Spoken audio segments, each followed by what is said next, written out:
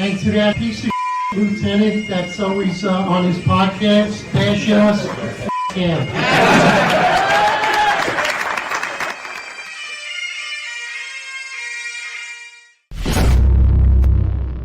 Attention, roll call. That's right. Good morning, everybody. 8:05 live Eastern time. And, of course, it's Monday morning, day after Super Bowl Sunday. So I'm sure everybody sat down and watched. My prediction was right. I was saying Seattle, and Sam Darnold came back and made a redemption story. I mean, outstanding. Not a prolific game. I don't think it was a game that was out of the ordinary. It was really exciting, but it was definitely a game of precision. I think that Sam Darnold really came back and showed redemption. I think the Patriots played a good game, but it was a tight game. These are two pretty damn good teams. But I think also it's very fitting with the topic that we're discussing right now, and that's the conviction of Sgt Erik Duran, NYPD. Absolutely ridiculous, right? Death by cooler. So, and there's some similarities in comparison we can make, right? Talk about the Super Bowl. I was thinking to myself, we always say the NYPD is a contact sport. So you can make a lot of comparisons to football, right? Here we are. We have Super Bowl Sunday where your competitors, athletes have to make split-second decisions, right? Split-second decisions, but the difference and the intent is different, right? The similarities are the same, right? Split-second decisions under stress where you have to, they're constantly practicing, and then you have one game where you have to make split-second decisions, and it's win or lose. But for an NYPD cop, making a split-second decision is not just win or lose, it's go home safely or not. And now Sgt Erik Duran's life has been taken from him for making a split-second decision. And the difference with Super Bowl Sunday or any athletic game is that we have replays and we can be forgiven, right? If Sam Darnold didn't have a good game, he could have an opportunity to come back next year, and we could have another story about redemption. But there's no redemption for Sgt Erik Duran or any cop that's out there. And yet split-second decisions are then watched by people that weren't even there years later, frame by frame. And we expect to get the best intentions and best police work, intrusive police work.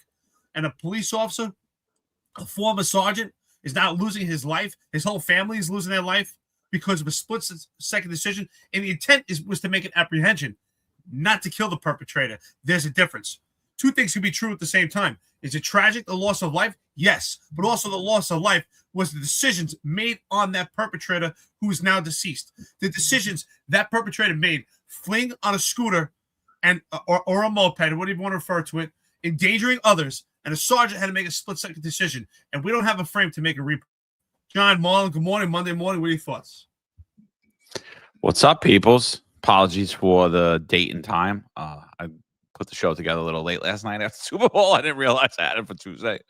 So, appreciate everybody for hanging in there. Yeah, look, I mean, it's definitely relevant. I mean, the thing when you compare sports to police work is, one, sports really doesn't matter. It doesn't affect your life whatsoever. Who performed for halftime really doesn't matter. What the commercials are during Super Bowl don't really affect your life. It's a form of entertainment, and you see people argue over that, but those things go away. Like who really cares about the halftime performance? I personally watched it. I thought it was, I don't know who Bad Bunny is. It was the first time I ever heard him. I kind of like that, like reggaeton style of music, but I didn't understand the point of having it for Super Bowl. I didn't understand the point of it when it's in San Francisco.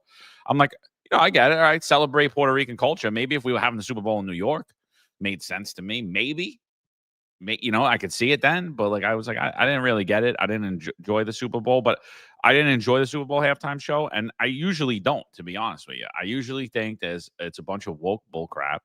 And like I said, I just, to me, I use the Super Bowl like a family friend gathering event. And it's good just to get in, half the time we're talking, we're not even watching the game, but when you compare like sports though to police work, it's totally different though, because we understand the rules of the game in football. Like, we understand it. Like, you go there, you understand, like, when someone's out of bounds, you understand when the ball's intercepted, when it's fumbled, when there's a touchdown, you understand when someone gets a first down. But with police work, the rules constantly change. it's just constantly changing, and depending on the outcome of every play that happens in that whole game, depending the outcome in that play, like the rules could work for or against you every single time, depending on the political narrative that's being pushed in the country. So there's a lot of things to talk about here with the not only the indictment of Sgt Erik Duran, but unfortunately the conviction, the manslaughter conviction of Sgt Erik Duran, because people really got to wake up. I've been hearing a lot. It didn't look good. Didn't look good. We're not trained to throw a cooler at someone, and both of those things are true. I won't deny either of them. But I'm also gonna say you do things every day as a cop that you are not trained to do. So you really want to open up Pandora's box? You really want to be like, listen, the public's going to be against this. I understand it. I understand the media being against it. I understand untrained eyes saying, oh, he should be found guilty. He should go to jail. I understand, because we always say it. Police work does not look pretty. It never does. Just sometimes the narrative is politically convenient, and you don't have to worry about that investigation, and you don't have to worry about that indictment, and you don't have to worry about going to jail. And sometimes it isn't, and in this case it isn't. And I'm like, I don't understand, like, the cops, the retired cops. I don't understand them sitting here telling me he's not trained. Well, you're not trained to do anything you do, and you want to open up that Pandora's box. So you're just basically saying, hey, if somebody dies while I'm doing what everybody expects me to do, then I should go to jail and I should be found guilty of manslaughter, because it's the same to me. I don't care if it was a cooler. I don't care if he pulled them off the scooter. I don't care if he pushed them off the scooter. I don't care if he kicked them off the scooter. That is happening every day, because there are robberies in New York City and across this country every day from illegal immigrants bringing third world crime here on scooters, robbing people, and cops are still, even in this environment, risking their life, their freedom, their careers to go out and stop those things from happening. And they're not trained to do any of that. We're not trained to take anybody off a scooter. We're not trained to stop anybody on a scooter. I personally understand what Duran did, because I feel like you're not going to jump in front of a moving scooter on a sidewalk. So he saw an object to kind of move him without hurting anybody. It was a split-second decision. It turned out to be a bad decision because the male died, and I totally do not think that was. I don't know Erik Duran from a hole in the wall, but I know a lot of people that know him. They say he's a gentleman. I know that he was not trying to have anyone killed, and I know that because he was out there doing police work for a very long time. He was out there doing proactive police work for a very long time, and what the intentions weren't what happened. It was bad luck, and Drake May choked last night. Nobody gives a shit. You're never going to hear about it again. And, maybe Sgt Duran did have a bad performance that day. Maybe it was. It turned out to be a bad performance, right? Does that mean he should go to jail for the rest of his life? Does that mean that, like, his life should be ruined? His career should be ruined? His wife and his children are now affected by this? I don't know. I just don't get it, dude. I don't get it. Yeah, I don't either. I don't either, because if the idea of a scooter traveling at that speed on a sidewalk,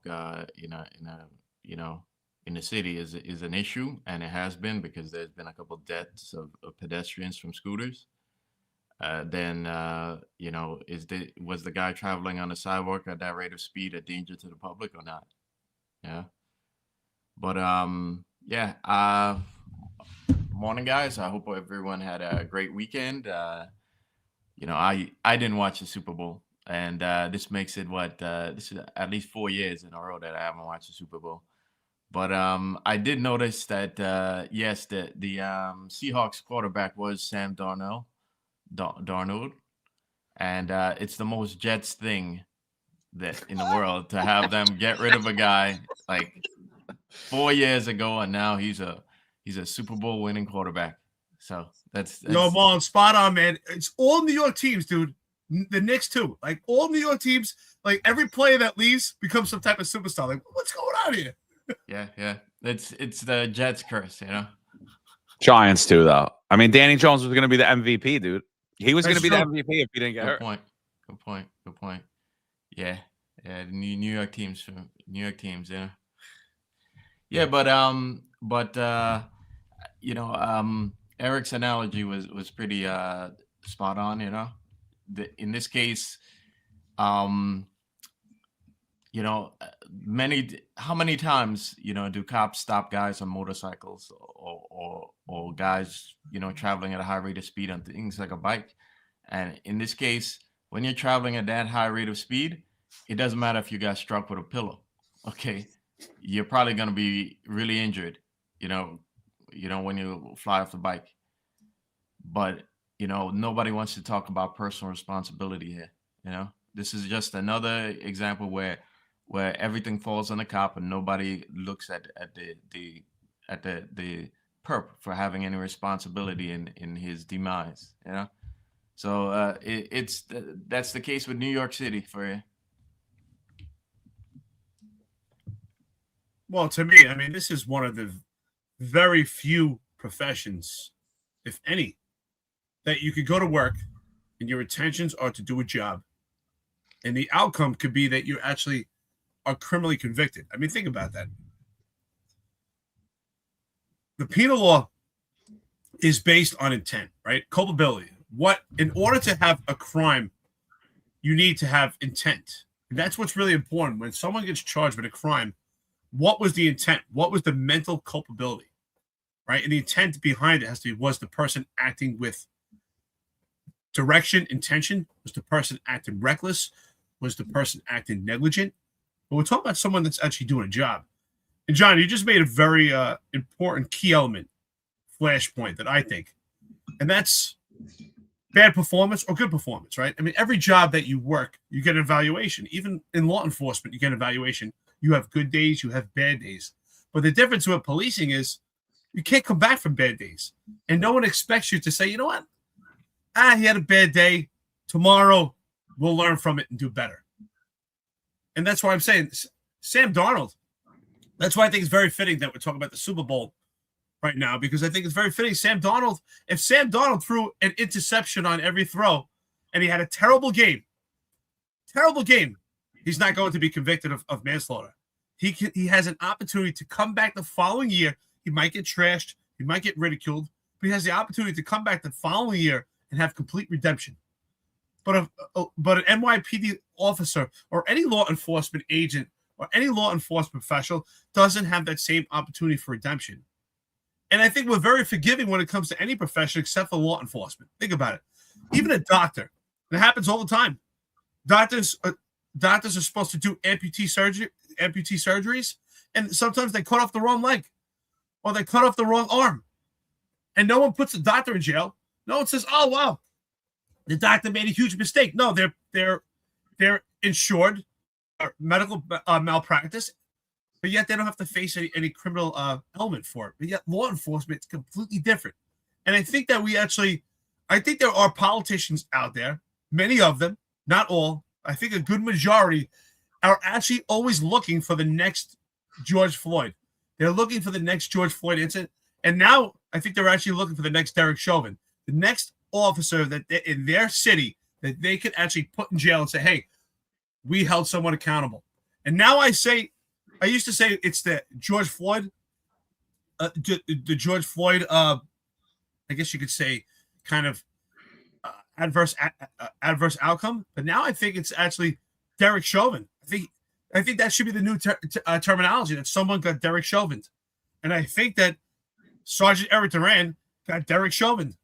Because I have no issue with the fact that he threw a cooler. I've received so much opposition on the phone by cops and retired people. Oh, we don't do that. When do you throw coolers? I'm like, really? What do you mean? So what? It's a cooler. Would it have made a difference if he used something on his belt and used his firearm, or he would have tased him? As a cop, you're trained for critical thinking. You're trained to use the resources that in or around you and adapt and overcome to that situation. And John, I think you made a great point. Marlon also. We're talking about on a daily basis, we all do things that we're not necessarily trained to use. Think about it.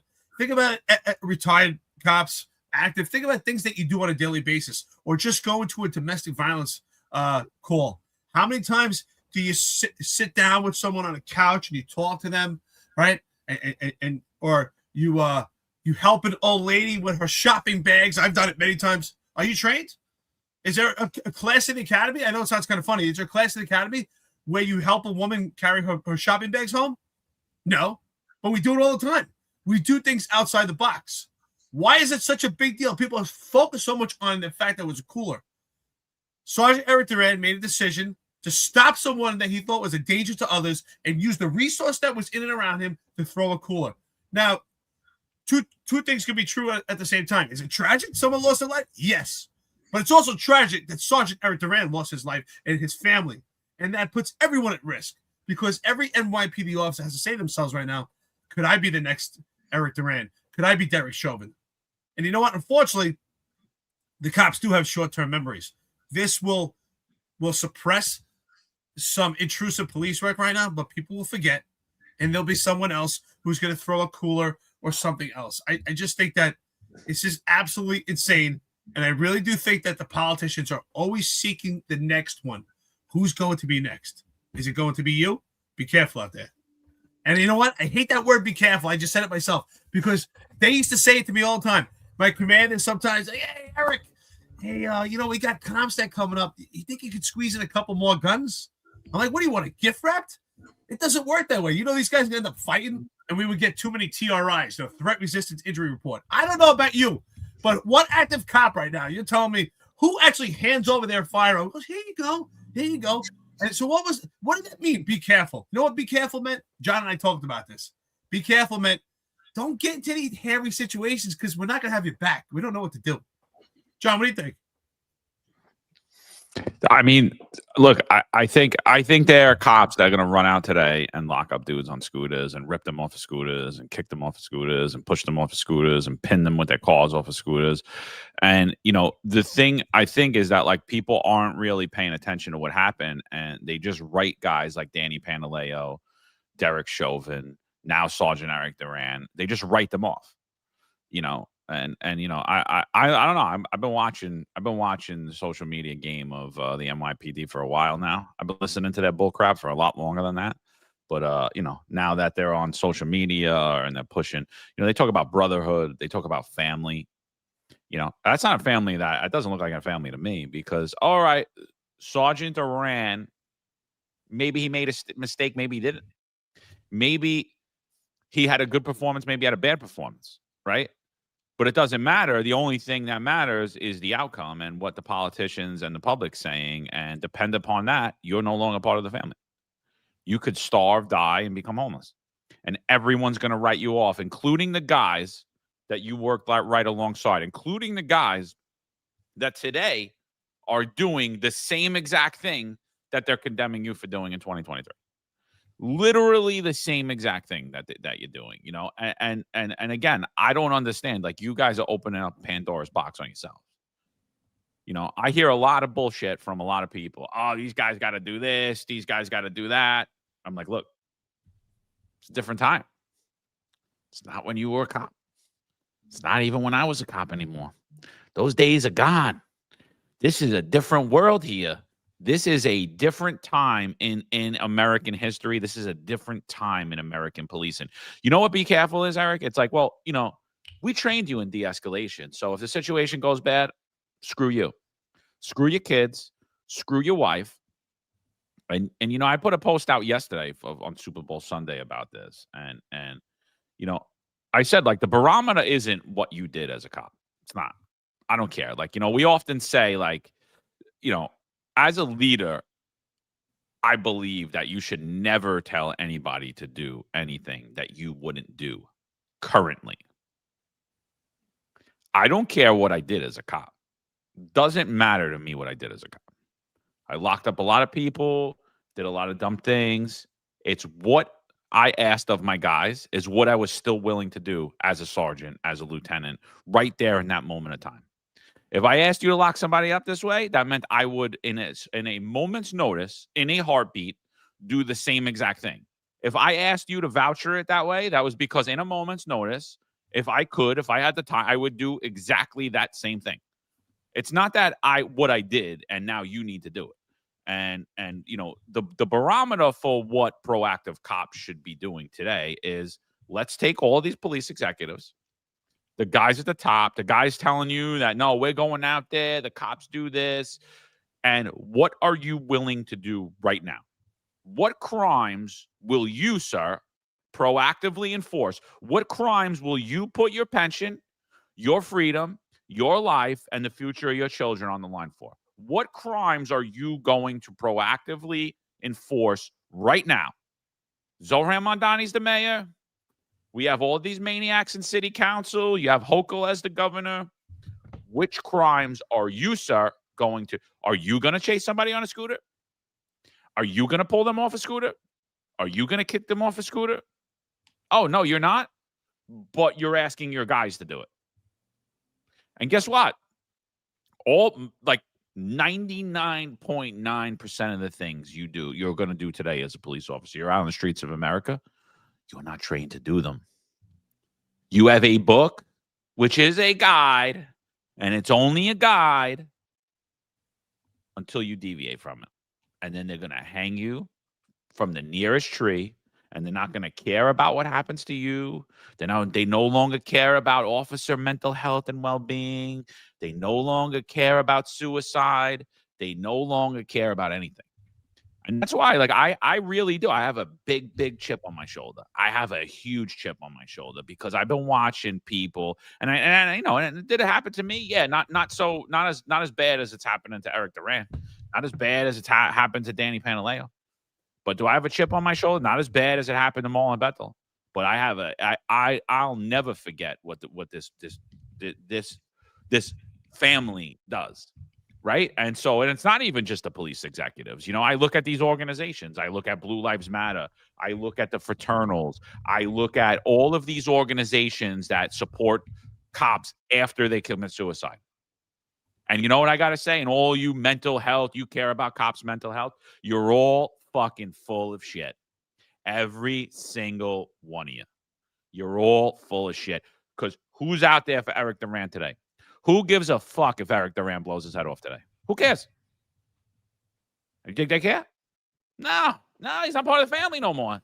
He made a bad performance. He messed up. He's been disowned, John. That's it. It's like Sharia law. That's it. That's it. Marlon should starve and die because he said no to the vaccine. Yeah. Marlon should starve and die. Yeah, he's not part of the family no more. You should have just did it, Marlon. Yeah, you should have just did it. You should just starve and die, But hey, look, Marlon, just take comfort in knowing if you would have got executed a week before they fired you, you would be a fucking hero today. And they would have parties in your fucking name, and there would be an award in your name, and maybe we'd even name the fucking police academy after you. Maybe. And maybe that's why there's so many suicides in the NYPD. That's the only way to get your recognition. While you're talking, because you brought up a point, I had to find this graphic. It was on LinkedIn. I don't remember who put it out, but it's a beautiful graphic. And really, if you look at it, it's professional athletes, and it has all of these large blocks of when these athletes train and very small blocks of when they perform, right? Because the majority of these athletes will train 95% of their career, and they will perform probably less than 5% of it, right? And then when you look at law enforcement, you train in the beginning of your career for a very short window, right? For a very short window. The rest of your career is you're not training. All you are doing is performing. And you're performing every day. You're performing injured. You're performing in all types of weather, 24/7. We don't get lightning breaks. It doesn't snow too hard. There's no such thing as too cold, too much rain, lightning breaks, nothing. You're going to perform.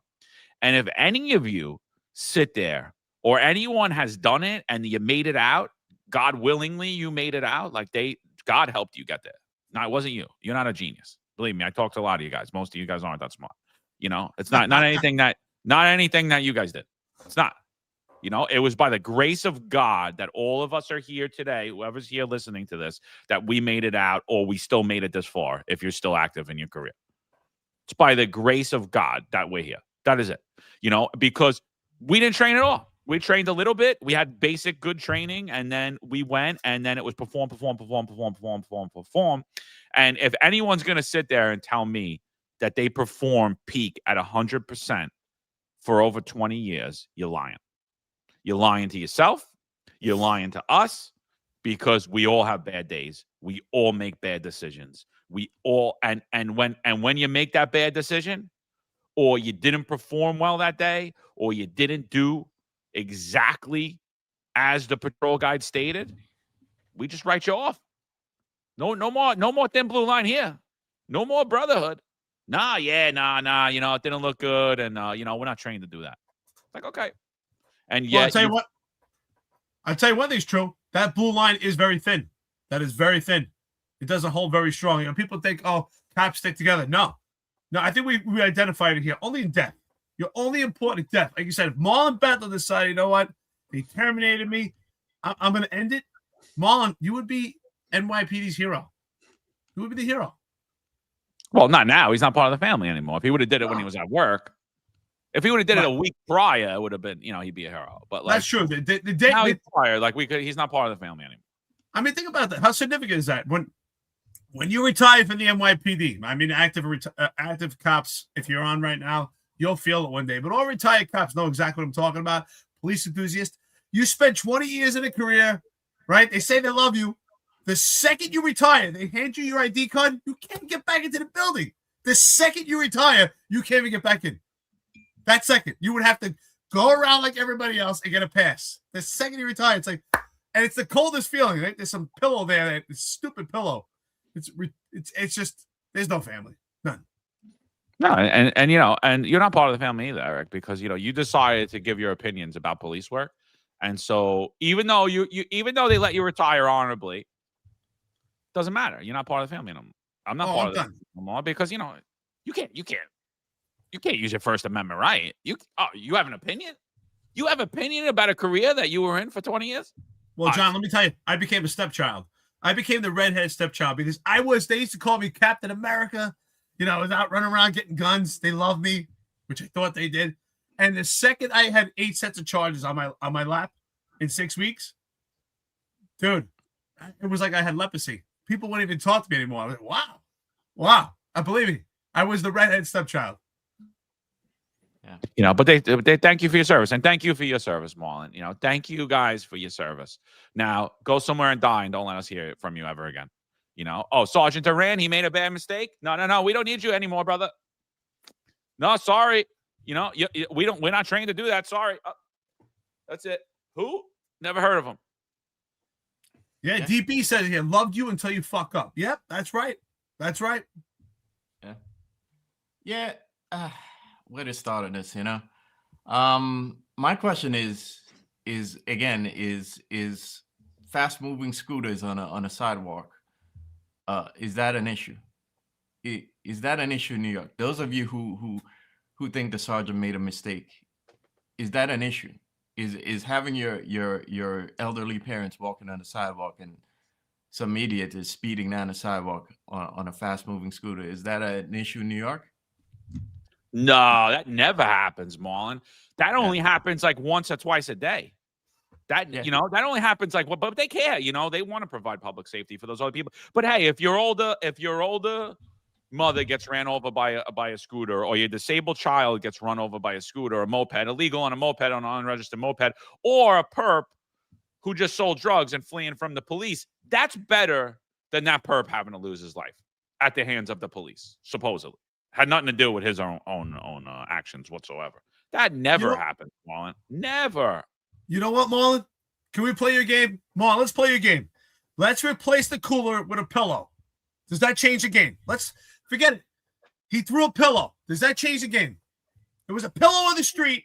Like, rhetorically speaking, because someone's going to say, oh, someone's going to call me today and be like, Eric, it wasn't a pillow. It was a cooler. I know. Thanks. Rhetorically speaking, let's say it was a pillow. He picked up a pillow. Does it change the game? Yeah. I mean, think of it, guys. If you're traveling recklessly at that rate of speed, it doesn't matter what you got hit with. You're gonna sustain injuries. But at what point do we draw the line for responsibility? What? No, I'm sorry, Hood Mayor. We gotta let's talk about personal responsibility here, and let's talk about the innocent civilians walking around in a city who deserve to be able to walk freely on the sidewalk and not have to worry about some idiot speeding down the sidewalk and striking them. Okay, and to that, okay, if that's not an issue, why has there been a crackdown on e-bikes since April of last year? Why have there been neighborhoods in the city who've spoken up about it, that it's a concern for them? You know, this very article itself references a 3-year-old that was struck in Williamsburg by a delivery driver on a e-bike. Okay, and this is another incident from October 2025 when a 60-year-old woman was struck and killed by another speeding e-bike. So my question to you is a speeding scooter on a sidewalk an issue to the public, right? The answer is it is an issue, okay? Because again, there's been a crackdown of it since April, okay?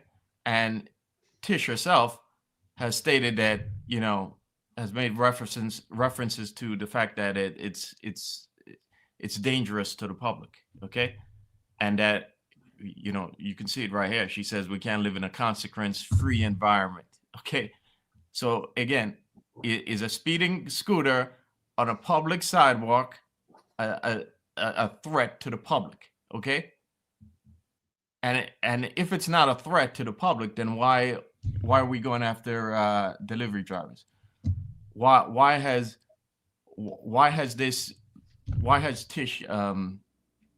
the order come down for enforcement of to give these guys criminal court summonses? You know, this conversation is really annoys me, you know, because again, while a lot of you are defending, while a lot of you are saying the sergeant made a mistake and all this, there are guys out there every day, like John said, who are going to be stopping these scooters. Okay, so my question is, where do they draw the line? Okay, were they trained to stop the speeding scooter? If the scooter is speeding down the sidewalk and it's a public danger, should we not stop it? Okay, and at what point does a personal responsibility kick in for the guy who's speeding recklessly on the sidewalk? Okay, at what point does he have personal responsibility for his own demise? Okay.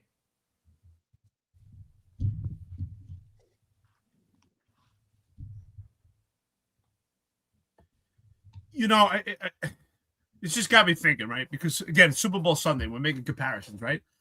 In a powerful game like Super Bowl Sunday, right? There's one object in the game. That object is a football. I think we become so fixated on objects, and I think this is absolutely ridiculous. In the game we had this weekend, right? Seattle versus the Patriots, we have a football. The object is identified. There's no other objects. They throw a football, that's it. But with a police officer, it's a far different game, right? I think we're far more too fixated on objects. What does it matter what the object is? Does it matter if it was a scooter? Does it matter if the sergeant pretended to throw an object and he didn't just to distract the motorist? And I say perpetrator because he's fleeing on a moped. He's a fleeing perpetrator. Does it matter? Why are we so fixated on the object? The intent of the sergeant is to stop a fleeing suspect that is a danger to others. And I think people have become so fixated on the fact it's a cooler. Who cares it's a cooler? And we've all been trapped into this idea. Oh, you know, a lot of people I spoke to, but yeah, he shouldn't do that. Where are you trained to do that? It doesn't matter what he threw or what he used. And let's say, for instance, let's play the game. Let's say, and like John said, let's talk about evaluations. Let's say he's completely wrong, which I don't think is wrong. Clarify it. I don't think he made a bad decision. I think he made a decision. And that's what happens with cops. It's really tough to say they made a good decision or a bad decision. He made a decision with intent to stop a fleeing perpetrator with the situation he's in at the time, not years later, at the time, with the resources he had available. And the job at that time, especially under John Shell, was pushing that no one would flee the police anymore. And he did what he was paid and trained to do. The intent was to stop this fleeing perpetrator. Why do we keep putting emphasis on Sgt Erik Duran that he used the cooler? Who cares if it was a pair? John, you always make the joke. I think it's kind of funny. Who cares if it was a pair of salad tongs or like what? Like I said, what if he just pretended to throw something and just to stop him? Why are we so fixated on the fact it's a cooler? Why can't we think outside the box and say, you know what? They put the sergeant in a situation that is not winnable. The difference with Sam Darnold and the Seattle and the Patriots is they're in a position where they can win or lose and they can come back for it. But an NYPD sergeant, win or lose, you can't come back for it. It's life or death. There is no such thing as win and lose, or it's decision or no decision. And I would often tell my people it's better to make a decision than no decision. And I think that the reality is he made a decision. And I don't understand. I love you're always on here, man. I just don't understand why you say he messed up. What the only thing he could have done differently is just not engage him at all. And is that what we want? Do we want our NYPD law enforcement agency to not engage people anymore? Do we want them not to do intrusive police work? Because that ultimately, my argument often is the only thing the person did wrong was go to work that day and do his job. If Sgt Erik Duran called in sick and didn't go to work, he'd be fine. But because he went to work and he was put now in a situation doing intrusive police work where he had to take action. Doesn't matter if it was a cooler. Doesn't matter if it was a gun. Doesn't matter what object it is. It should matter about the totality of circumstances. And his decision was to stop a fleeing perpetrator. And again, I make that comparison to a doctor. Doctors cut off the wrong leg all the time. They cut off. Dentists do it all the time. You don't even think about it. You walk into a dentist office and you say, hey, I have a problem, my root canal, and they pull the wrong tooth. Do we put them in jail? No. They have insurance. But why is it when cops make decisions that are questionable or you believe, some people believe it was wrong, some people don't, but why do we put them in jail? Is that where he belongs? Is that what we want? Do we want to start locking up our law enforcement officers? Well, think about a cop right now who's active working and makes a decision you don't like. Should we just put him in jail? Every consequence, we put him in jail. This is where we're headed to. Bro, it's I don't know, man. Look, you got a huge robbery pattern right now involving people on mopeds robbing people. Like huge. Like, how are you stopping that? Does Jessica Tisch expect that to be stopped? She does, right? Does your chief expect that to be stopped? He does, right? He or she does, right? They want you to get out there. They want you to be the police. They want you to do what you get paid and trained to do. But as you all have clearly stated over these past few months, actually these past 2 years, since this incident happened, Sgt Erik Duran didn't follow his training. So anything that happens, if you meet that unlucky fate where should the person get spooked or you just touch them gently and they fall and die, you already know what you're guilty of. You're going to be guilty of manslaughter. They're going to say your actions were reckless. And the reason they're going to say your actions were reckless is because you're not trained to do that. You are not trained to dismount somebody from a scooter. You're just not. You could argue. I had people on a couple of my posts say, I could articulate that. Oh, really? Could you? You could? You could articulate that you are able to do something you're not trained to do, but Sgt Duran did something he wasn't trained to do, and it's manslaughter for him, and the job and the city love you so much that you think it's going to be different for you. And, and like the thing is, like, I don't think they ever made the assumption about the intent of Sgt Duran, that he intended to kill him. I'm sure, I've heard a lot of idiots, a lot of grifters, a lot of pretend activists who are just paid, who just want to be the next version of Al Sharpton. The BLM, the Hawk Newsoms, who has a lot to say about this, by the way, who had no problem going on my Twitter and putting a big burning in the thing. Real activist. He's dressed like Liberace. I'll show you the video. He dresses like Liberace now, Hawk Newsom. It's amazing. It's unbelievable. It's like, oh, I thought you were a street dog activist. Oh no, you're just a lefty lib lawyer who's looking to get a payday, right? That's what it looks like to me. Oh, you're just looking to advocate. And, so they've made the intent, but like what they're saying is your actions what he was found guilty of, and what a lot of people are saying, his actions were reckless, throwing the cooler while the man was on the scooter after he made a felony drug sale and decided to run from the police. We absolve him of all of that. He did nothing wrong, upstanding citizen. Had nothing to do with the fact he punched that scooter and he punched the gas on that, and that caused and that speed that he chose to use also helped resulted in his death. And the fact that he committed a drug sale and the fact that he was running from the police, that will absolve him of all of that. But what Duran did was reckless. And his reckless action of throwing the cooler while the man was fleeing on the scooter after a felony drug sale caused the death.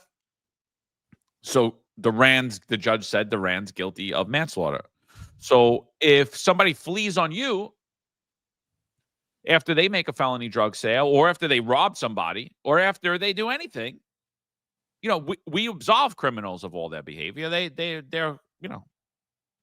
They're upstanding citizens. They decide to flee. They punch the gas on their scooter, on their motorcycle, on their e-bike, and you put your hand out. You try to grab them. They fall. They die. You're untrained. You're guilty of manslaughter. Your actions were reckless because you were untrained to do that. Yeah, but John, there was no cooler there, John. There was no cooler. You used the hand. Yeah, no, so it's okay to write him off. And then let's just go back to Danny Pantaleo. What Danny Pantaleo did exactly what I was trained to do. It's what you were trained to do too, Eric. Exactly what we were trained to do. To a T.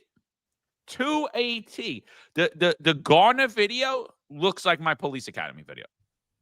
If you were to show us how they trained us, how to lock up somebody and what they told us, take them down from the head. Get their hands behind the back. We're not going to tell you how to do it, but, you could put shots to the back. You could use force compliance. You could bend the limbs back. You could do shots to the rib to get them to comply. Danny didn't throw any punches. He didn't throw any kicks. He took Eric Garner down from the head. He got his arms, put his hands behind his back. Eric Garner started saying he couldn't breathe. Daniel Pantaleo rolled him to his side, as we were trained, called an ambulance to promote free breathing.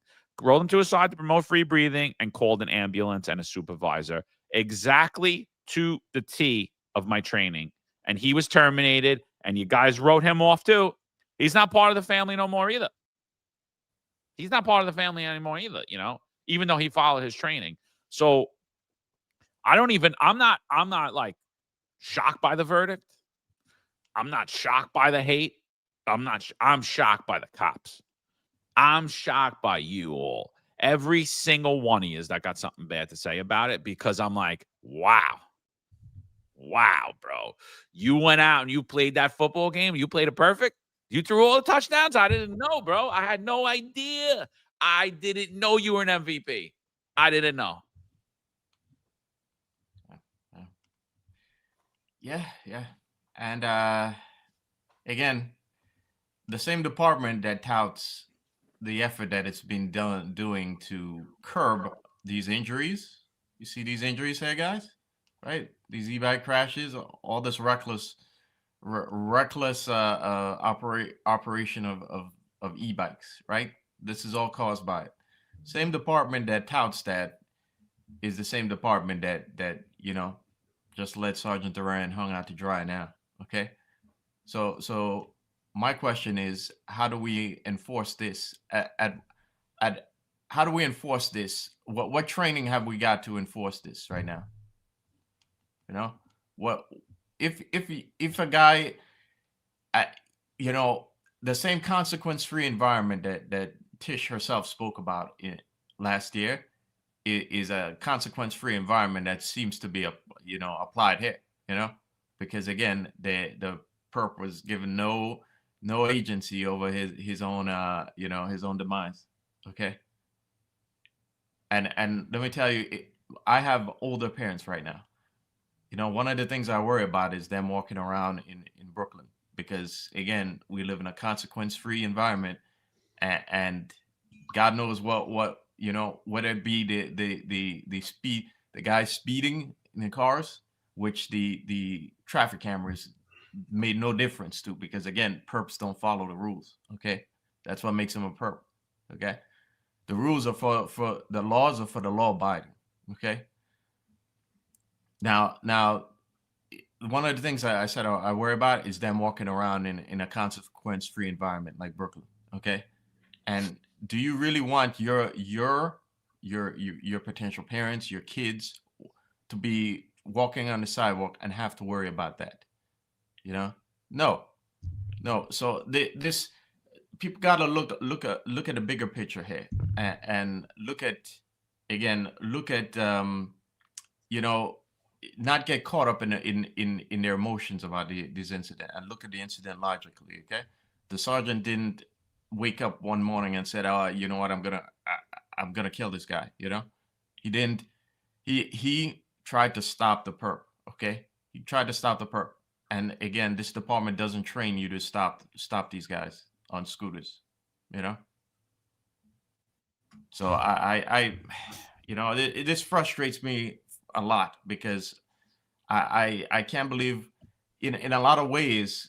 I think what I think is happening here is that, again, the Overton window has shifted, you know, and it's that acceptance of that consequence-free environment that we're seeing everybody, you know, everybody's just accepting it now and putting the onus on the cops and rather on the perps that do these things. I put some reflection in my own career. And after this, I said to myself, wow, I'm just lucky. So, John, I think you're right. I think we got out. It's just luck. You know, you're either lucky you make it out alive and safe, or you make it out, you end up in jail, or you end up getting terminated, especially with the disciplinary matrix, the way things are right now. But, you know, one time we had in the South Bronx, I think I told the story before, but we had a 5-year-old kid that was shot. And I utilized my trouser belt. I took my trouser belt off and used that as a tourniquet. Now, cops actually wear tourniquets. I didn't have one, right? Because I went to the job in a pair of jeans with no gun on me and a T-shirt. I jumped in the car with my commander to go to this job. I was literally walking into work, and I went. I didn't have a gun on me. I had nothing on me. I didn't have all the stuff that I'm trained to have. So I utilized my trouser belt. I took my trouser belt off. Well, cops had tourniquets, but I used it because that's what I learned in the Marine Corps. But I learned that in the NYPD. So technically, I wasn't trained in that, right? And I utilized my trouser belt to stop the bleeding of a 5-year-old boy that was shot in the arm. So I guess I'm lucky, right? Because I guess I could have went to jail, right? God forbid it didn't help and something went wrong. They would have held me responsible. That's what we're saying. Think about what we're saying. We don't want our cops to be critical thinkers and utilize the resources that are in and around them. And that's what we should want. We should want our cops to be critical thinkers and utilize resources that are in and around them. We should not be fixated on just objects. That's why I like comparing Super Bowl Sunday, where they have one fixated object that's a football, and they make split-second decisions. As cops, they're making split-second decisions, not with a fixated object. They're making split-second decisions in an environment of what's in and around them. And if we start saying you have to use specific training and specific objects, we're now limiting and handcuffing our cops and saying, hey, is that what this is going to happen now? If it's not on your tool belt, you can't use it. So if an old lady says, can you help me walk down the street and carry my bags? Well, it's not on my tool belt. Hood Mayor says terrible example. I don't see where you have a problem with this, Hood Mayor. Like, what if Sgt Duran did not throw a cooler, he just let the fleeing perpetrator go, and the fleeing perpetrator struck a little boy, and these e-bikes and these mopeds are a legitimate issue. This would be a different story, right? We would be saying, why didn't Sgt Erik Duran take action and do something? We would say, I hear that often. John Mullen, you probably hear this, right? Why did the cop do something? Just do something, right? But when a cop does nothing, do something. Well, what did you want them to do? Since we have a problem with and Hood Mayor, I know that you're against it, and I love to understand why you find fault with this. Why is there opposition to this? If it was a pillow or just what resource? If we say they have to use fixated objects, what resources on Sgt Erik Duran's belt could he have used? And his job was to stop a fleeing perpetrator. The intent is to stop the perpetrator, not to kill him. If he wanted to kill him, he would just take out his gun and shoot him. He wouldn't use a cooler. It would be a lot easier just to take his gun and shoot him. So I just don't understand this conversation. I think we're way fixated on objects, what they're trained with, We're way too critical of cops. We don't leave room for we don't leave room for leniency, and it's unfortunate because this does cause hesitancy. And there are many cops, and as John said, I agree. There are many cops that are going to go out there today, and they're going to be blinded, and they're going to pretend the Sgt Erik Duran's case didn't happen. They're going out there, they're doing intrusive police work. But there is a percentage of cops saying, I'm never doing a thing again. And every time, just little by little, another incident, there's cops that aren't going to engage in police work. This is a dangerous game to play. The thing is, like, the people who actually engage in police work, they're the only people that have anything to risk. Let's say Sgt Erik Duran. Let's switch it up. Let's say he was in a zero do nothing, had about 17 collars, and he was a chief. I don't know, Levon Holly, whatever other chief that you guys got less than 20 arrests, and you're running around. Let's say he was one of them, and guy does a drug deal in front of him. He goes to stop the guy. The guy takes off on the scooter, runs over, kills an old lady and a little kid, or a mother and a kid in a stroller. Guess what? Those cops keep their job. They did nothing wrong.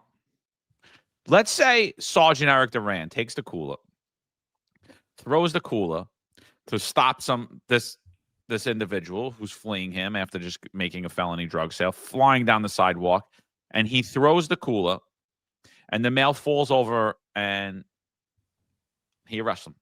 What happens?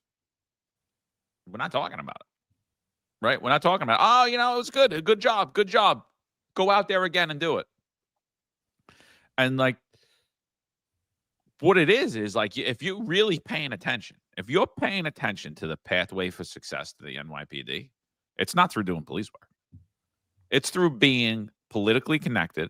It's through kissing the right ass. You do police work, you have everything to lose and nothing to gain. Every single thing to lose and nothing to gain. Bisky says it here. There are 20-year scammers, and those are the guys that have succeeded. Those are the guys that become a chief. Look who just we put up an interview with Tariq Shepard saying he went to FBI training. The guy, how many collars did he have? Like 5, 10? I don't know, 17, whatever. He had nothing, right? He did nothing on the job. He hid. They were probably all signed arrest too. They were probably all like, Tariq, you got to take this, bro. Like, you haven't had an arrest in 4 or 5 months. You got to take this. This doesn't look good, Guys are going to run you. Oh, I don't care because I'm into networking. If you network right, if you're a Pat Gordon, you don't have to worry about doing police work. And now we have the people in charge of the NYPD. They didn't even sign up, put the uniform on, and hide for 20 years. They weren't even ever cops. Their high-pressure situation was writing their thesis and presenting it in front of the class, doing their dissertation. Oh, my God, I'm so nervous. I know what it's like to be a cop because I was in Harvard. And my daddy funded a library there. So I know what pressure is, all right? And, like, that's who's telling you what to do. You run out there, you go stop these people. If you do nothing, you're fine. You'll get through 20 years, right? Yeah, so what? Old ladies are dead. So what? Little kids are dead. So what? I got my pension. That's the mentality that's rewarded in the NYPD. That's what's rewarded. You do nothing. And, I hate to pick on Pat Gordon, but I'm going to pick on Pat Gordon because he's the perfect example of it. Be a fucking do nothing, kiss the right ass, play the political game, and you're fine. You go out there, you do your job, we're going to hang you from the nearest tree. Things mess up, you got a problem. If it looks good, we might put you on Twitter. We'll put you on Twitter. We'll expose you, your family, and your children. Risk your lives even further than you already do. Now we need to make you a social media star too. Right? Dude, and the thing that gets me is this, bro. This is the thing that bothers me. Shell starts this stupid, they're not running from us no more. They're not doing this no more. Me and Eric do a show on it. July of 23. July of 23, we call out how stupid it is. We're like, you're going to end up getting indicted. Do not engage in these pursuits. Think about what you're doing in New York City streets. Duran, was following orders from the top down of what they were doing. They weren't letting people run from them on scooters anymore. That was the messaging. They weren't letting people flee in cars anymore. That was the messaging. That was July of 23. That was July of 23 when we did that, right? Yeah, but John, not with a cooler though. They didn't say stop with a cooler. That's what it is. No, but you could. We could give you a car and you could act like the Dukes of Hazzard with zero training on how to stop cars in New York City or how to pursue. When, as a matter of fact, the training on how to pursue is don't do it. You could do though. You could run over old ladies, which they did. You could kill children, which they did. Innocent. And now we're like, look, you're going to lose your careers over it. You potentially going to lose. And we were demonized by so many retired guys. What are you kidding me? This is great. We get to be the police again. Shell's calling it out. We get to be the police again, Mo. West Coast offense. What's your problem? I'm like, what's my problem is, but and we said it on the episode. We said exactly, you're going to get indicted. Shell's going to be retired. And he's going to be looking for his next gig. And he's never. Wait, did you hear John Shell comment on this once? No. Did you hear Kaz Daughtry comments on this once? No, you didn't hear anybody say anything. But this is him, literally 10 days before the Sgt Duran incident. This is John Shell. Listen to what he said. You tell me if Duran was following orders. You tell me if he was or he wasn't. Listen to John Shell's interview, August 14th of 23. The incident with Sgt Duran happens August 23rd of 23. Here you go. NYPD's policy when it comes to pursuits. Just over the weekend, at least 2 separate chases happened here in the city. That includes this one in Washington Heights yesterday, and it ended with a vehicle flipped over. It's evidence that pursuits can be dangerous. But the NYPD says they're also a valuable tool to catch suspected criminals under the right conditions. News 4's Mark Santia spoke exclusively with one of the city's top officers about this topic. Mark. And Adam, the NYPD says it's going on offense, targeting dangerous criminals that try to run from police. A pair of police pursuits over the weekend. NYPD officers giving chase, making arrests, pulling guns off the street. We're not going to allow this to happen anymore. Our training, our expertise, we're pretty good at it, and we continue stopping cars and bikes that are breaking the law in the city. NYPD Chief of Patrol John Shell speaking exclusively to News 4 about recent police pursuits, including the arrest of a man on parole with a gun in Washington Heights yesterday, and this driver in the Bronx who smashed into several cars this morning, including a police cruiser, and took out this scaffolding before being arrested. We are not letting you walk away. We will be compassionate, we'll be kind, we'll give people breaks, but breaking the law, guns, shootings, gang members, robberies with these cars and bikes, we are not having it anymore. It's over. And it's not just old-fashioned police work. The NYPD also utilizing new tools to track down criminals. Aviation technology. So some of our pursuits, by definition, are pursuits, but it's aviation pursuing, and we're laying back. What do you say to a New Yorker who might say, with these pursuits happening, what if an innocent person gets hurt? Is it worth the risk? We don't want anybody to get hurt. Safety remains paramount, according to Chief Shell, who says pursuits can be called off at any time. The supervisor has to take a lot of things into consideration: time of day, location, weather, type of crime. We have extensive training on this through the police academy and through cops that are currently working. A pursuit and arrest of a man on a scooter in the Bronx this morning led to police finding a gun. Chief Shell believes these will lead to driving crime down. So this person's on a bike with a gun. What do you think he's going to do? He's going to probably rob somebody, possibly shoot somebody. And these efforts is why crime is down, and shootings in New York City, 8.5 million people, is down 30% in August. The NYPD also says training is key. Their community response team trains quarterly on pursuits. We're live tonight in the Mount Eden section of the Bronx. I'm Mark Santia, News 4 New York. And until today, no one's ever seen the training that they trained quarterly on. So, yeah, nobody believes that. So, it was a good thing when he stopped a guy on the moped who had the gun. And, Why would Duran think that guy had a gun just because he made a felony drug sale and he was running down a sidewalk on an illegal scooter? Why would he think he had a gun, right? Did any of those cops know why that guy was fleeing? No. It turned out after they stopped him, and luckily nobody died, they found, oh, the guy's got a gun on him. Oh, wow. Same thing. Sergeant Duran probably thought, more than likely thought that kid had a gun on him, because I would have thought it, and so would any other cop. Following orders? Oh yeah, no, not part of the training. I guess he didn't go. If he would have went to the quarterly CRT training that never really existed, maybe he'd be all right. Yeah, I would like to know what does that quarterly training consist of? I want to know. I want to see that training. By the way, CRT, and this is very important. If you're in khaki pants and you were involved in an old incident, because this is an old incident also, and they go back, remember, they're going to say, you're trained quarterly. So think about that. When you're involved in a vehicle pursuit, remember, they're going to look for that training manual that you had quarterly, that John Shell said you had. They're going to use that against you. So find that manual you have. I want to see it. Bring it to the Finest Unfiltered. Yeah. I told you so. Says something in here. It says police work is like going to the club. You can't dance every single song. Sometimes it's not worth it. And throwing a cooler at someone on a scooter for a drug bust is just not worth it. Yeah, my question to you, I told you so back when, is what you're implying is that you should do nothing. And where does that put the residents who live in the city? What are you're basically telling me that I should just basically get out of the city right now, because then that means I'm living in a consequence-free environment again, so to John's point,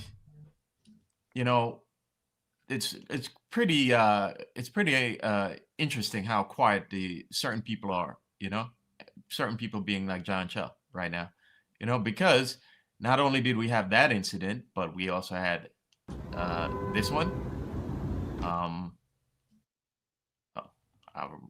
Yeah, it's not playing well, but that one is where the RMP struck the scooter head on. Okay, and then we also had this one where the CRT guys struck the scooter, and the guy died like a day later. So it's awfully curious that he's kind of silent right now. Yeah, but they got that training though. They got the CRT training, right? Yeah. Do you think the CRT training involved hitting someone with a car in the scooter? I want to know. I want to know maybe if Paz and Shell did it. Maybe. I want to know also in that training manual that they have quarterly. Did it mention anything about coolers or not, or using resources that are around you? Because he said it's not going to happen anymore. He didn't say how. Just remember that CRT. If you get called down, if Letitia James decides to press charges against you, have John Shell come down as a witness because he has the training manual. Oh, you know what? We're gonna foil that in a little. We're gonna foil the training manual. I have a feeling it's gonna come back that none exists. But John Shell said it. John, I don't understand. If John Shell said it exists, it must. He wouldn't lie. He wouldn't lie. Yeah, he wouldn't lie. Just in court. You think John Shell has a stack of the training manuals along with our records? Oh, here's John and Eric's records. Oh, maybe, yeah. And here's the training manual. I want to see that. Yeah, maybe he has the train. Yeah. So yeah, training with no manuals. They'll probably lost it. They maybe lost in the last warehouse fire. Maybe. Hold on, I'm gonna look on artificial intelligence to see if I can find the training manual. See what it says. Yeah, and I also see that comment here. Simply E. Yeah, I see what you're talking about, Simply E, and you're right to a certain extent. But here's the problem with this. Now, the problem with this is that if we're shifting the Overton window to again put the onus on cops and completely remove personal responsibility here, right? Then what you're telling the reasonable people who still live in New York City is to get the hell out. Okay?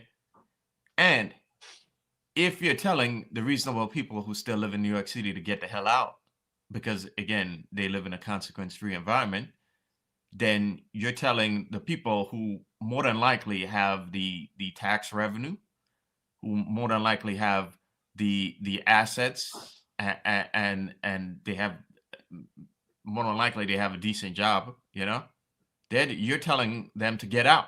And what they're going to do, they're going to go somewhere else with their tax revenue. They're going to go somewhere else with their assets. Okay. And what are you going to be left with? Okay. Because again, you are tied to the city. If you're a city worker, you are chained you're chained to the city for life. Okay. When you took that oath, you married the city too. Okay. So if you think to hell with the city, I don't care. I'm going to let this one out. I'm going to let it be a consequence-free environment. Then what's going to happen to you when the reasonable people leave and they take all that tax revenue with them? What's going to happen to your city? Your city is going to become like Detroit that we've talked about before. Okay. And what's going to happen to your pension? Okay. No, money grows on trees, Marlon. No, money grows on trees. Your pension's like it's fine. They're not taking my pension. Yeah, okay. It's a guarantee. Yeah. This is why we're all in this together, and you just can't take a position that okay, I'm just gonna it's my neighbor's house burning. It's not my house. I live in Massapequa. I'll be fine. Okay. The city wants me to not take enforcement. I'm not gonna do anything. I'm just gonna ride it out and get out the door with my pension. Okay. I'm not gonna speak up to the unions. My union isn't gonna speak up to the city. Nobody's gonna push back against the city. I'm gonna get my pension, my 20 and out, baby. Okay. Let's see how that works out for the health of the city and the health of your retirement. I just want to say, after this episode, or maybe right now, because we know at One Police Plaza on the 13th and 14th floor, they're watching this right now. Right now, they're scrambling. Calls are being made. Is there a training manual for CRT? Is there John Shell, there was a quarterly manual, something going on. Or if not, they're making something right now. They're putting something together right now. Don't worry, we're going to foil it. I want to find out what that training is. Because if you're in CRT right now, make sure you find the training manual. I have a bookshelf here right now. I'm looking for it. John, you just got up. I think you were looking for the training manual. I can't find it. I don't know if you saw it. It probably doesn't exist. And neither does training for a cooler. Isn't that funny? Because it doesn't matter. It's about using the resources that in or around you. Why did John Shell just say that? What we do is we're critical thinkers. We use the resources that are available to us. That is what our training is, right? As a cop, you learn to read between the lines. You learn to observe behavior and use the resources that are in and around you, and you adapt and overcome.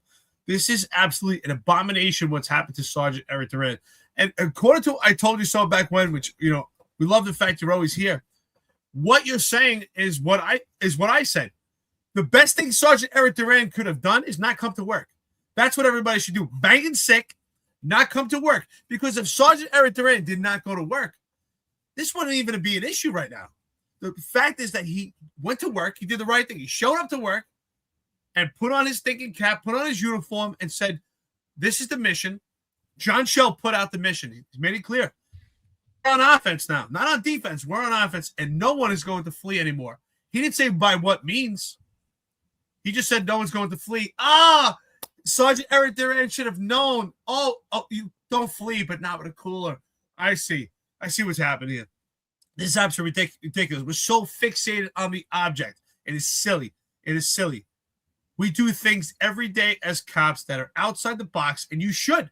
You should be doing things that are outside the box, right? Because that's what makes you a critical thinker. But now, after the incident with Sgt Erik Duran, I would actually have to tell you to go against that, right? I agree with you, fellas. I would always tell my people to do things that I was willing to do or I did myself. But knowing now, don't use an object unless it should be specific objects in the guide of what you can have and what you could use, right? Because I lost 20 vacation days because I stood on top of a car during the riots to get a better vantage point so I could see when the rioters were coming downhill throwing objects at the cops.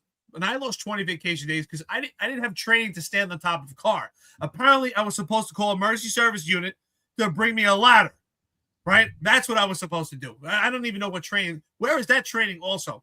use the resources that are in around you. And you know what? I don't feel bad I lost those 20 vacation days because I can sleep, I the right decision because there was 3 idiots in the crowd trying to pick up a wheelbarrow to throw at the cops. Absolutely ridiculous. This is what the cops are held to. And now Sgt Erik Duran loses, well, even if he does 5 years jail time, this changed the whole trajectory of his life. You know what? And that's what, to your point, John, what you said earlier about being homeless, I often say, and maybe people could argue me, I think it's virtually impossible, in my opinion, to be homeless in America unless you're mentally ill or you have substance abuse problems or both. But there's a third category I should have mentioned. If you're an NYPD cop and you get disavowed by the family, you could be homeless too. Yeah. Something. The reason I noted that I believe the Overton window is shifting, and I think the reason why the Overton window is shifting is because many of you are in this state right now. It's called learned helplessness. Okay. And it's a psychological state where individuals stop trying to change negative, uncontrollable situations, even when the opportunities for change arrive. And yeah, you're not going to speak up and this is going to change overnight. But how many times have we talked about on here about you guys speaking up to your unions and your unions speaking up and pushing back against all of this? And how many of you guys who are watching us now actually attend union meetings? You don't. Think of what happened the last couple of years ago with this pandemic. How many guys you knew it was wrong. Most of you, when I talked to you, you said, yeah, that was wrong, but you don't do anything about it. You don't talk to your unions. You don't write a letter. There are many things you could do. And I say this all the time. If I get back on the job, I'm giving y'all a week in 1PP before I start showing up at a PC's door demanding like something. We have our come to Jesus moment about what happened back then and medical division. Okay. And the thing is, none of this changes overnight, but when you get to the point where you're telling me the sergeant made a mistake and what happened to him is deserved. Okay. Then you're in this state right now. Okay. And again, this is why the Overton window is shifting.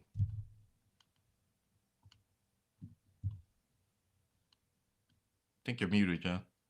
Jason says, John, why are you come across like your opinion is the only one that matters? People think different things. Be shocked. I think it was wrong, and that's okay for me. So look, I think it's perfectly fine. Did I say you can't have a different opinion? I'm just saying, don't be shocked, because what you're saying, what your opinion is that if you go outside of the guidelines of your training, you're guilty of manslaughter. That's not my opinion. That's what you're saying. If you're saying it was wrong because he threw the cooler, you're saying, well, we're not trained to throw the cooler, right? So he's guilty of manslaughter. So what I'm saying is you're not trained to do 99% of the things you do. Cops aren't trained. So what you're advocating for is not doing anything. That's what it is. I'm sorry. That's how I feel. That's my opinion, and I'm entitled to do. If I come across like if it's Europe, or if I come across like whatever, that's how I feel. And I feel that way because I can't believe it. I just can't believe that cops are like, that cops are just like writing people off like they're nothing, like they don't matter, like what Duran did in a split second was so horrible that he deserves to go to jail. It was a split-second decision. In hindsight, was it a bad decision? Yeah. In hindsight. Did he know he was going to fall and die? No. Did those cops that stopped the scooter know that guy was going to keep going into their car and keep going and die? No. Did the cop who ripped the kid off the scooter jumped? We know the famous video, the CRT. He runs and he jumps and he grabs the kid off the scooter. Did he know that kid was going to be okay and live? No. Thankfully that he did. Thankfully he didn't go into the store window and die. Easily could have. Thankfully he didn't rip him off the scooter and that scooter keep going and run an old lady over or blow into a baby carriage and kill somebody. Thankfully. Did he know it? No. That's what I'm saying. I'm saying what are the rules? What are the rules and the guidelines that we're playing by? The rules and the guidelines that everyone's playing for is, hey, we should be cops until something bad happens, and then you know what? You should probably just go to jail.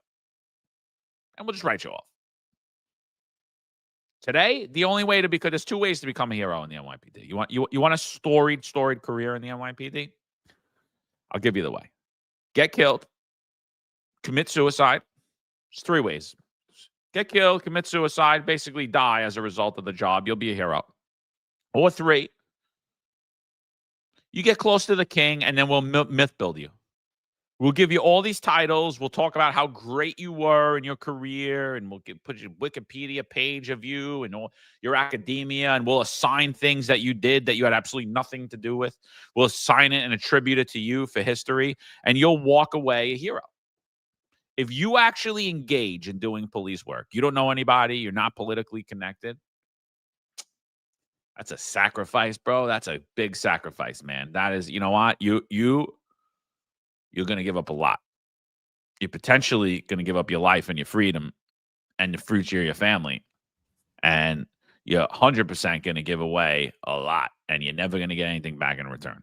It is what I'm hearing is cops advocating to do everything perfect. And you cannot do everything perfect. You just cannot. It's impossible. Nobody could play 4 quarters, 20 years, and not make mistakes. It does not happen. There is no one on God's green earth that is perfect. There is no one that is not going to go. And Eric's example, I thought was a brilliant example, because should that boy have died, his actions were not trained, so we could deem them reckless. Nobody trained him to take his belt off and put him on. We could deem it reckless. Everything in hindsight is 2020. And cops now even expect other cops to have hindsight and have 2020 hindsight. And look, at the end of the day, anybody really care? Look at these grifters. You're going to hear, yeah, the poor mother, obviously she's distraught about her son. I'm not dismissing the fact that this young man died. I'm not dismissing the fact that the mother is furious about it. I'm not dismissing that fact at all. But look at these people, well-dressed around her. What is their fee that they're going to take when she sues and makes the what is it? What is it? Hank, what is it, bro? What is it? Is it 20%? Is it 30%? What is it? Is it 50%? What is it? Listen to this. Listen to this.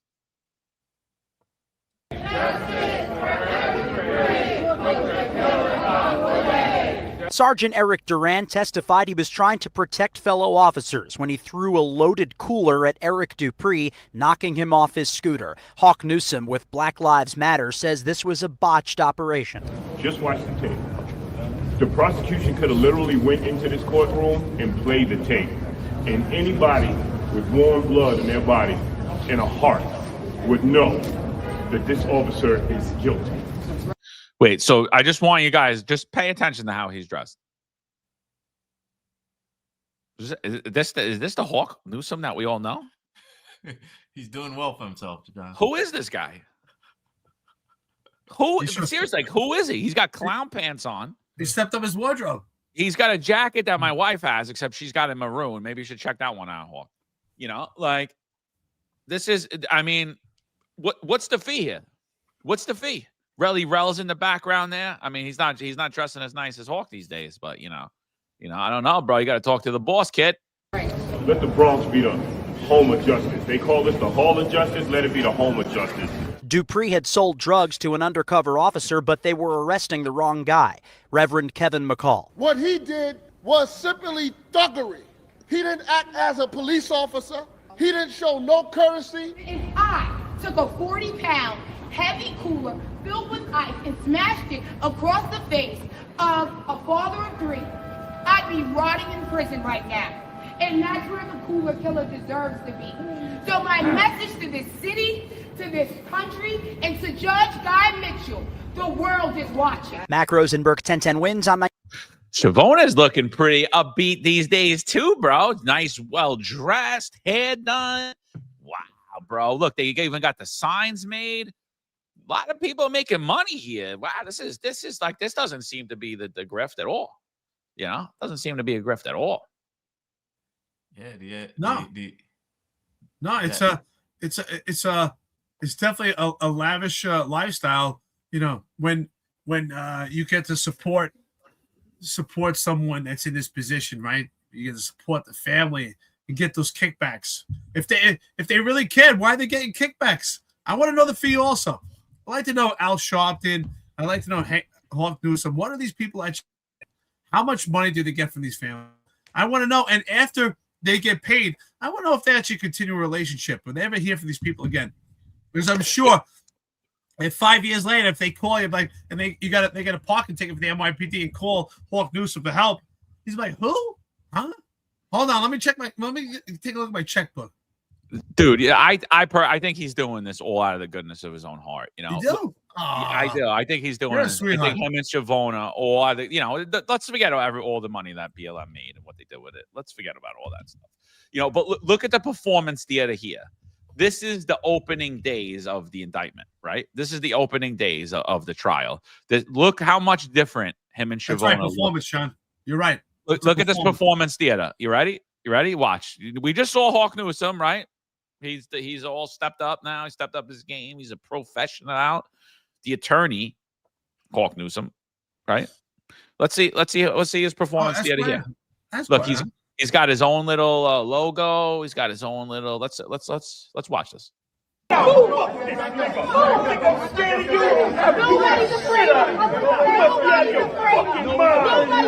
You see how I'm all up on you? You a vagina. Then move that. You a fucking vagina. You're gonna suck out dick and treat us like we shit. Fuck that. This woman crying.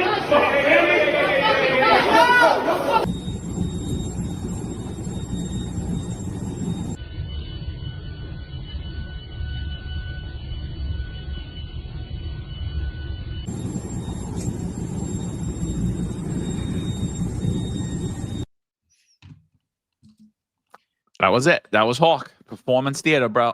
You like his logo? You like his jacket?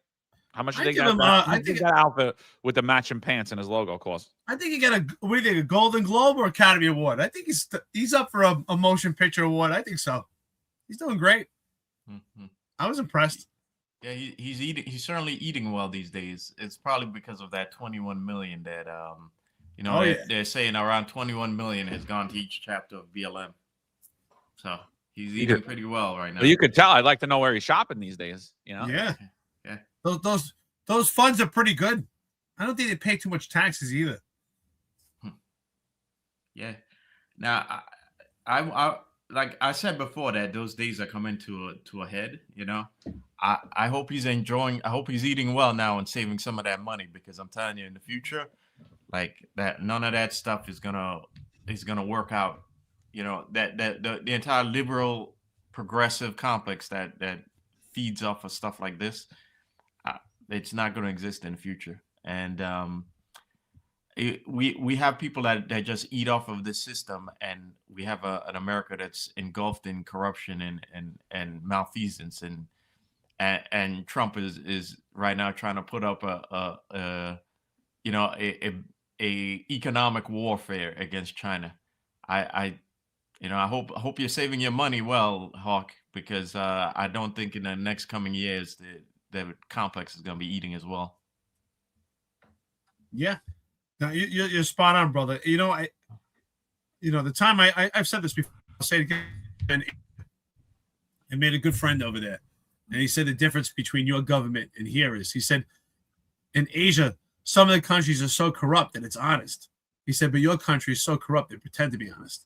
And you got people like Hawk Newsome. I mean, I just want to know, like, when Hawk Newsome is getting ready for his performance, is he looking at the mirror going, okay, let me, it's go time. Let me put my, suck your dick hat on, right? Because that's what they love to say.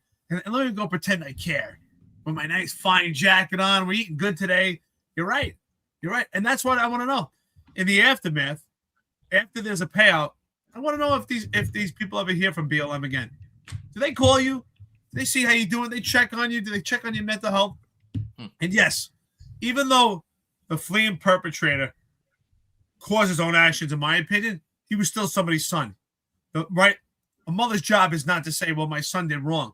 She's still a mother. She loves her son no matter what. We understand that. But two things can be true at the same time. And it's true, it's tragic, it's true, it's sad that a mother lost her son. But there's another mother who lost her son also. And that mother is the son. That mother is the mother of Sgt Erik Duran. And also there's a wife there. Sgt Erik Duran lost his life too because he went to work and made a decision, whether you think it was bad or a good decision. You know, I just don't understand it. He went to work. His intentions were stop a fleeing perpetrator.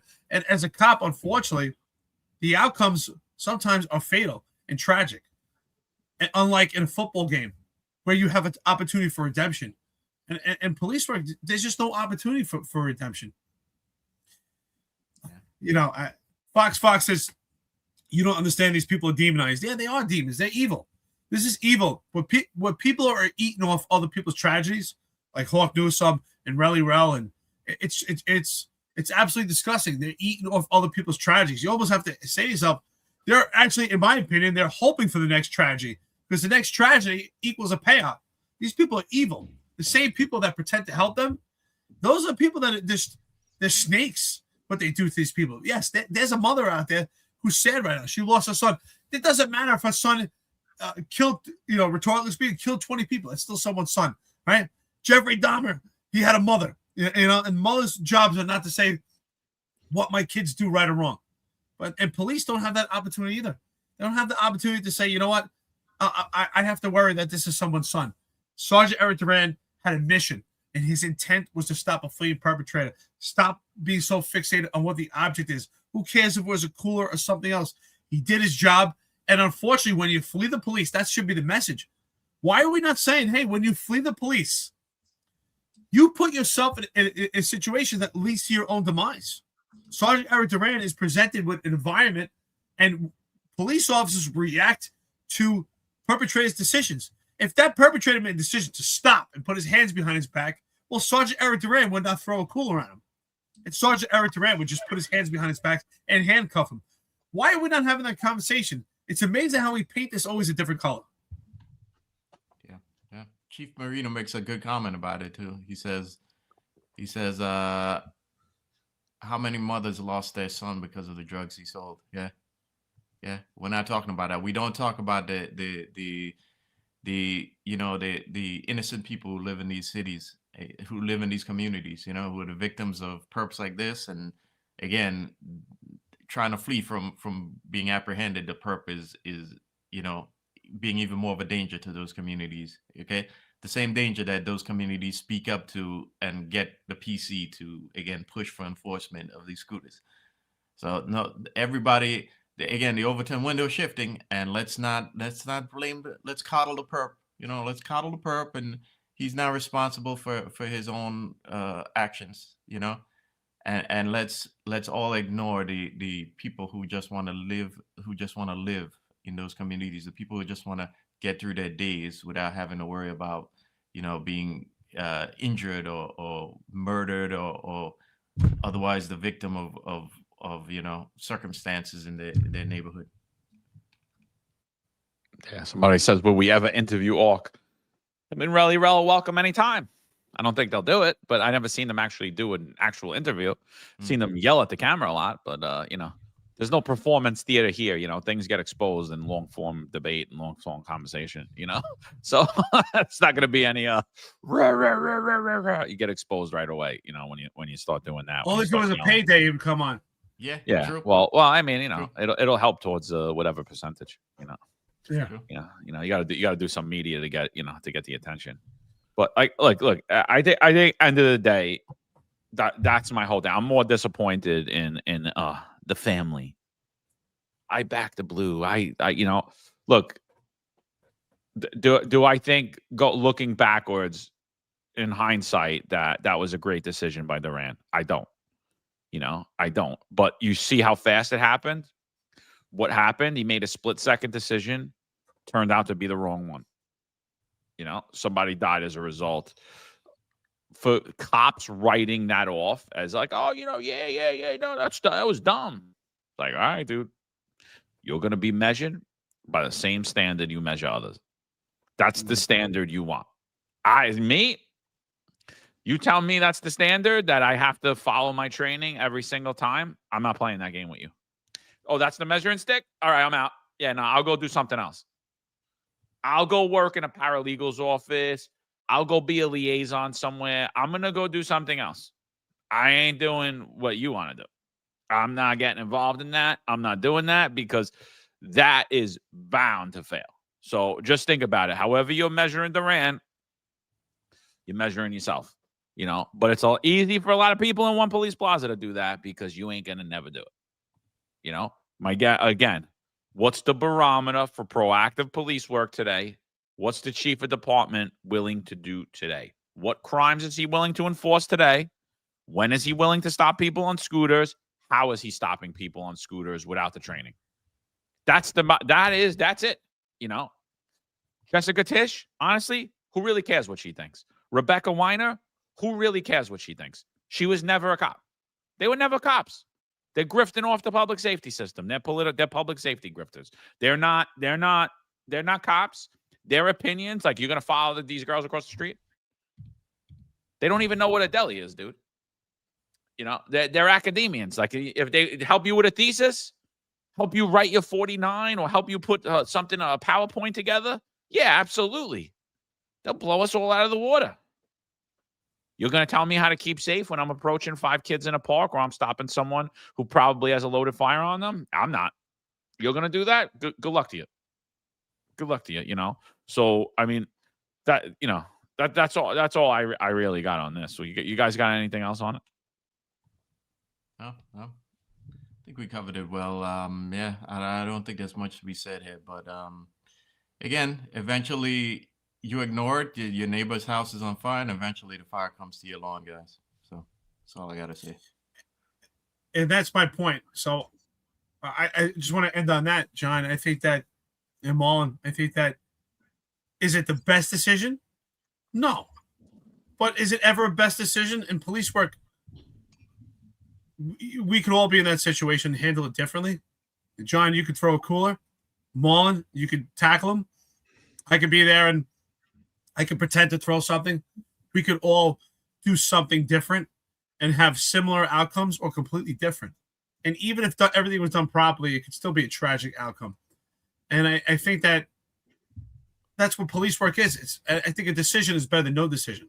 And that's my point. At least he did something. And I think that, unfortunately, that's why the comparison to the Super Bowl is so fitting, is that the Super Bowl, there's an opportunity for redemption. You can do it all over again. You can do it next year. Sgt Erik Duran can't do that incident all over again. It's in police work, it's one take. It's not like a movie. It's an action. We can do it over again and try it again. No, it's one take. And unfortunately, sometimes things turn out badly. But the fact that Sgt Erik Duran is now convicted of a crime is truly sad. It's truly sad, because we all know. I've never worked with an NYPD cop that went to work that wanted to kill someone, and we know Sergeant. I don't even have to ask. We know Sgt Erik Duran didn't want that either. He had almost a 20-year career where he was out there doing his job, and I heard some rhetoric from Eric Sanders online, basically condemning his tweet that he put was condemning Sgt Erik Duran, that his career of misconduct was not identified. This has nothing to do with misconduct. Sgt Erik Duran was put in a position that's impossible for anyone. Because for anyone that's out there right now involved in foot pursuits or vehicle pursuits or any type of pursuit, if it turns out badly, which it can, even if you do everything right, what measuring stick is going to be held to you? And I think that's a great point, John. What's the measuring stick? And I think that cops themselves, that's where it really hurts the most. They use the most unrealistic measuring stick. That they do the same job, and yet they'll condemn everyone else. And what happens when it turns around and it becomes you? That's why I always say, what happens when, well, now it's your turn. Now it's your turn. And you're just saying, damn, I wish I didn't go to work. What, if we really are a family, why are we not supporting Sgt Erik Duran? Why are we not screaming, yelling? Why are we not out there knocking on the door and helping his wife right now? This is absolutely terrible. But you know what? Sgt Erik Duran is going to be buried, just like Daniel Pantaleo, just like myself, just like Maul, and just like you, John. Just going to be buried like everyone else, and on to the next thing. It's like, oh, Marlon should have taken the shot. John should have taken the shot. Eric, we told you, stop doing police work. That's what I was told. You wouldn't get all those CCRBs. That's all we do is after the fact. But if we killed ourselves, then we'd be heroes. Truly sad. Truly sad.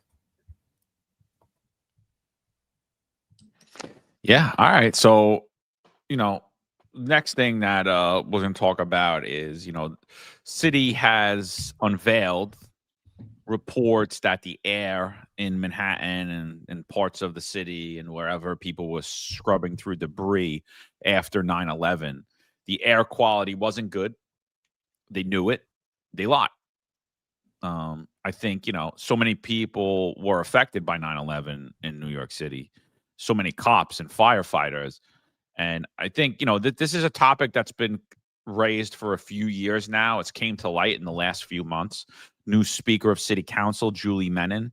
I think she's a lefty lib, but I think she's a lot more moderate than the former speaker. And I think she's got as she, like I said, when it comes to immigration, I think she's a lefty lib, and I don't agree with her takes on a lot of things.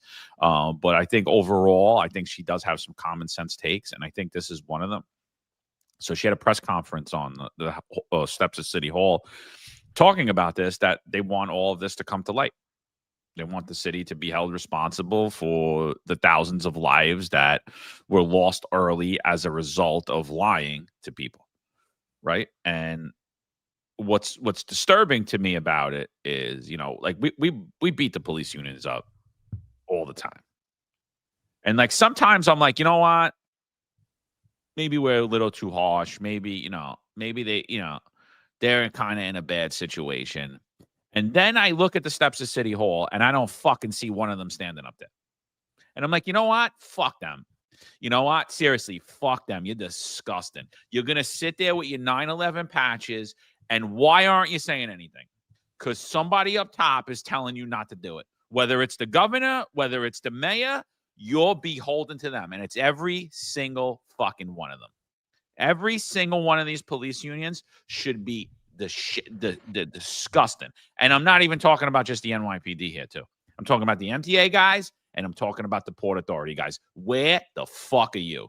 So let's watch this. Let's watch this. Just the 9/11 They turned around and they lied to us, and they hid them. And every mayor for 25 years has been hiding them. Critics say the stonewalling needs to end, that the city needs to come clean about air quality in the days, weeks, and months after 9/11. They made a conscious choice to keep those records hidden instead of studying them and determining what cancers we should be looking for. Just blocks from the World Trade Center, leaders in the city council joined advocates for the victims, survivors, and their families, urging the Mamdani administration to release all of the city's 9/11 documents. The city of New York has failed to take responsibility for telling the downtown community and first responders that the air was safe to breathe. They turned around and they lied. So, and the thing with this is like, this is the part what Ansbro, and I'll give Ansbro a little credit because he's been pretty consistent with his messaging. I think he could have done a lot more when it relates to COVID, but this absolutely relates to the COVID mandates, and I'm going to tell you exactly why. Because people were harmed, people have turbo cancers, people have heart issues as a result of following an order that the city told them was safe and effective. They told them, oh, safe and effective. Don't worry about it. It is what it is. Everything's good. You're safe. The air's clean. Everything relates. And so when you're sitting there and you're like, I don't care about COVID, then I'm sitting there and I'm going, okay, well then, Marlon brought it up yesterday. He's like, maybe we should stop talking about 9/11 then, right? If it doesn't matter, if it was in the past, why are we still talking about it? Right? And the reason why we're still talking about it, it's because it's wrong. And both of these things should never, ever happen again. Like just think about that. The city has air quality reports. They know certain materials within that air. They know that there's certain materials that cause certain cancers that you were exposed to, and they don't want you to know. Because they're worried about being held liable while they're handing out blank checks to criminals' families. They're like, oh, 50 million here, 30 million there, 40 million there. Here you go, 198 million to violence interventions. Let's 1.9 billion to the Department of Community Safety. 15 billion to illegals. Yeah, no problem. Oh, first responders? Oh, yeah, you guys? Nah. Yeah. Yeah, guys. So just a little housekeeping on this one. If you haven't caught up on the news about it. So basically, a memo was unearthed regarding 9/11 exposures, and the memo is called the Harding memo, and it apparently it was recovered in the archives of I think he was a deceased lawyer in Texas. No, a reporter in Texas. And the memo basically details the memo states that it was a memo sent to the deputy mayor Robert Harding back in 2001 that summarized the city's the corporate council's findings, and basically they what they're saying is that we can't let them know because it's going to open us up for liability and for lawsuits and all these liability claims. And now the city is a couple members of city council and I believe FDNY union are trying to push Mamdani to release all the information that the city has regarding it. Now, we talk, like John says, we talk a lot of times about the scamdemic, and we get a lot of pushback. I can't tell you how many times guys tell us, "Oh, you guys are obsessed with the scamdemic. You can't get over it." I mean, do you guys not see? Do these guys not see the how much the scamdemic is just our generation's 9/11 illness, okay? Where the city made mistakes and don't want to talk about it, and they're trying their best to avoid having any culpability for their mistakes, okay? So, like John said, the same people who want us to shut up about talking about that are the same people who bring up 9/11 illness all the time, And you want to talk about 9/11 illness, but we should shut up about the scamdemic. Don't you realize that the same playbook that was done back then to 9/11 illness is the same playbook that happened now? Okay. When I became a cadet around 2005, one of the, I was in real-time crime, and a lot of the detectives there was a story going around that the EPA knew the air was bad because they had a air testing device. I've actually come across a picture of it. I couldn't find where I put it, but it's basically in a suitcase, and you open it up, and it comes on a tripod. And the word is the EPA went to the roof of one of these buildings, had the device out, and the device beeped, indicating that, yeah, the air was bad. They closed it up, and then they were out of there. Okay, so they knew. And this was 2005, before we really had that moment where that moment where in front of Congress and all these measures to compensate the health of 911 first responders came about, because I think that was later on in around 2007, 2008. So this was already always there was always rumors that they knew. But for me personally, I always remembered when the older detectives told me that story, and I was told it again when I became a cop, and it always stuck with me. And what stuck with me is how the city was put us in front of. They told us to go do our job, and then covered it up when we got sick from doing our job. They told us to go do something, and they don't want to help us out when we get sick from doing our job. And that always stuck with me. And when the scamdemic came around, one of the reasons why I asked so many questions is because that stuck in my head. And the thought came about, well, what if the city is not doing their job this time again? What if they're not doing their due diligence in looking at this, looking at the scandemic, and looking at the vaccine, and looking at its how effective it is, and looking at all the information that we're given, and seeing if maybe we might be wrong. Maybe there's more that we can do. Maybe there's more we can tell people. Okay. And that always struck with me. And so what, again, one of the reasons why I asked so many questions when I did was because of this. Now, don't you guys who tell us to shut up, don't you realize it's that those same questions should have been asked then? And just like how you want to bring up 9/11 illness, which you rightfully should, because a lot of your colleagues are sick and have passed away from this. You need to realize that those same questions need to be asked of what happened a couple of years ago, okay? Because it's going to, in 10 years' time, we're going to be having this same conversation, but it's going to be about the scandemic.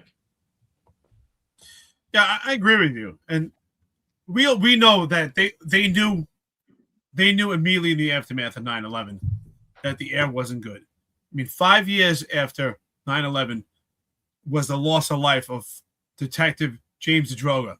And we had the James Zadroga 9/11 illness, where over 100,000 workers are being compensated for it. So 5 years after, only 5 years after, they knew the air wasn't good, which is why they actually went through with the James Zadroga illness compensation. I just think it's not enough. And there's been over 60 cancers. You know, cancer is very near and dear to me. There's been over 60 cancers that have been identified and linked to 9/11. We know the air that was released there was combustion materials. You had concrete that was all over the place, asbestos, all type of stuff that attacks the respiratory, and people are still suffering from it. And this is going to be for the next 50 years, in my opinion. You know, that stems from 9/11. So they knew about it 5 years after. Think about that. 5 years after we had the James Zadroga compensation. It's just not enough. And you're right, Marlon. The COVID vaccine, I think, is the next thing, right? 50 years later, we're going to hear that people are suffering some type of illnesses. What emergency first responders suffered because they got the shot maybe at the wrong time. Because plenty of people got the shot when they had already gotten sick. So you're right. This is our time. It's really sad that the fact that they knew, and they knew it now also with the COVID vaccine, right? How do we know? Who was that idiot again that released those videos talking about sex parties? He knew. They all knew. The COVID vaccine, 9/11, they just don't care. They just care. And it's like John Scola said. I think John Scola said it best. When John Scola said what they do is they just keep paying. They just pay out. They never look to fix the root of problems. They just pay. So I have to say, he's right. It's really sad. Yeah, but they do all they can to avoid having to pay. And which is exactly why we were given waivers to get back on in 2023. And again, why it says in regards to the Harding memo, the city saw that they're going to face massive liability for not, doing what they should have done. And they're trying to avoid it at all costs. Trying to wait everybody out. So you got this loser Juju on, who now thinks he's a medical professional. He wrote a criminology book, even though he was never really a real cop. And now he's in the med division in the NYPD, hiding, doing his police work, listening to the Finest Unfiltered all day. So Juju says, for a city that has given so much, the least we could do was get the jab. But Marlon and John said no. But funny how they don't say no to the benefits, though. So first of all, we have no idea what you're talking about. And secondly, there are people on here talking about me and Marlon losing our jobs. Now, that was definitely side effect, and that was wrong, and that should be righted. But that's not what we're talking about here. We're not talking about me and Marlon. We're talking about all the people that were lied to and were injured as a result of it. We're talking about all the people that were lied to and died as a result of it. Yeah, for us, for our refusal, we were demonized and we were irreparably harmed, but we're still here to talk about it. This is a lawsuit from an FDNY firefighter. He's disabled. He sues over the mandate. Now, here's the thing about this case. He was ultimately denied 3/4 disability. The judge, the doctors, everyone said, yeah, you were injured because you decided to take this medical intervention. No one denies it. No one denies that this dude was injured. His heart was injured as a result. He's not the same guy that he was for following the edict of New York City. No one denies it. It's like, yeah, no, that was a result of this. Your heart injury, the fact that your life is diminished, your quality of life is diminished, your lifespan is diminished. Yeah, no, it's all a result of that, but you made that decision. We didn't force anybody. And it's like, really? Really? And so what they did is they put him out on regular disability. And he's actually one of the lucky ones. You know, and that's what we're talking about is we're talking about health implications, right? The city saying something and then first responders having to react to it, doing it, and then being lied to later on. No, everything's fine. You're good. You're good. Juju said it was good. Dermot Shea said it was good. The 2 mayors said it was good. The city's council said it was good. I'm sorry. I didn't know any of you were doctors. And by the way, even if you are a doctor, I didn't know that you were trained. I didn't even know that you were trained to know everything, and you could just blanket a medicine and say, it's good for you, it's good for you, it's good for you, it's good for you. I don't care your situation. I don't care your allergies. I don't care anything. I don't care if you were previously infected. We could throw the last 100 years of medicine out the window. It doesn't matter. No, the air's good in the city. This is safe. Everything's good. It's all the same stuff. It's all the same stuff. And where are your unions? Where are they? They do a great job with 9/11. Really? No, I don't think they do. I'll tell you who does a great job with the 9/11 benefits, the FDNY. I'll tell you who does a great job when it's time for disability for their members, the FDNY. I'll tell you who does a terrible job, the NYPD, the unions. You know why? Because they do not give a shit about you. And it's very, very obvious. If you had an ankle injury that you got sustained 20 years ago and you get to become a chief of department, oh, yeah, we'll get you right out. We'll get you 3/4 right away. Boom. You don't even need surgery. You get thrown down the stairs and you can't walk again? Yeah, first we're going to bleed out all your overtime.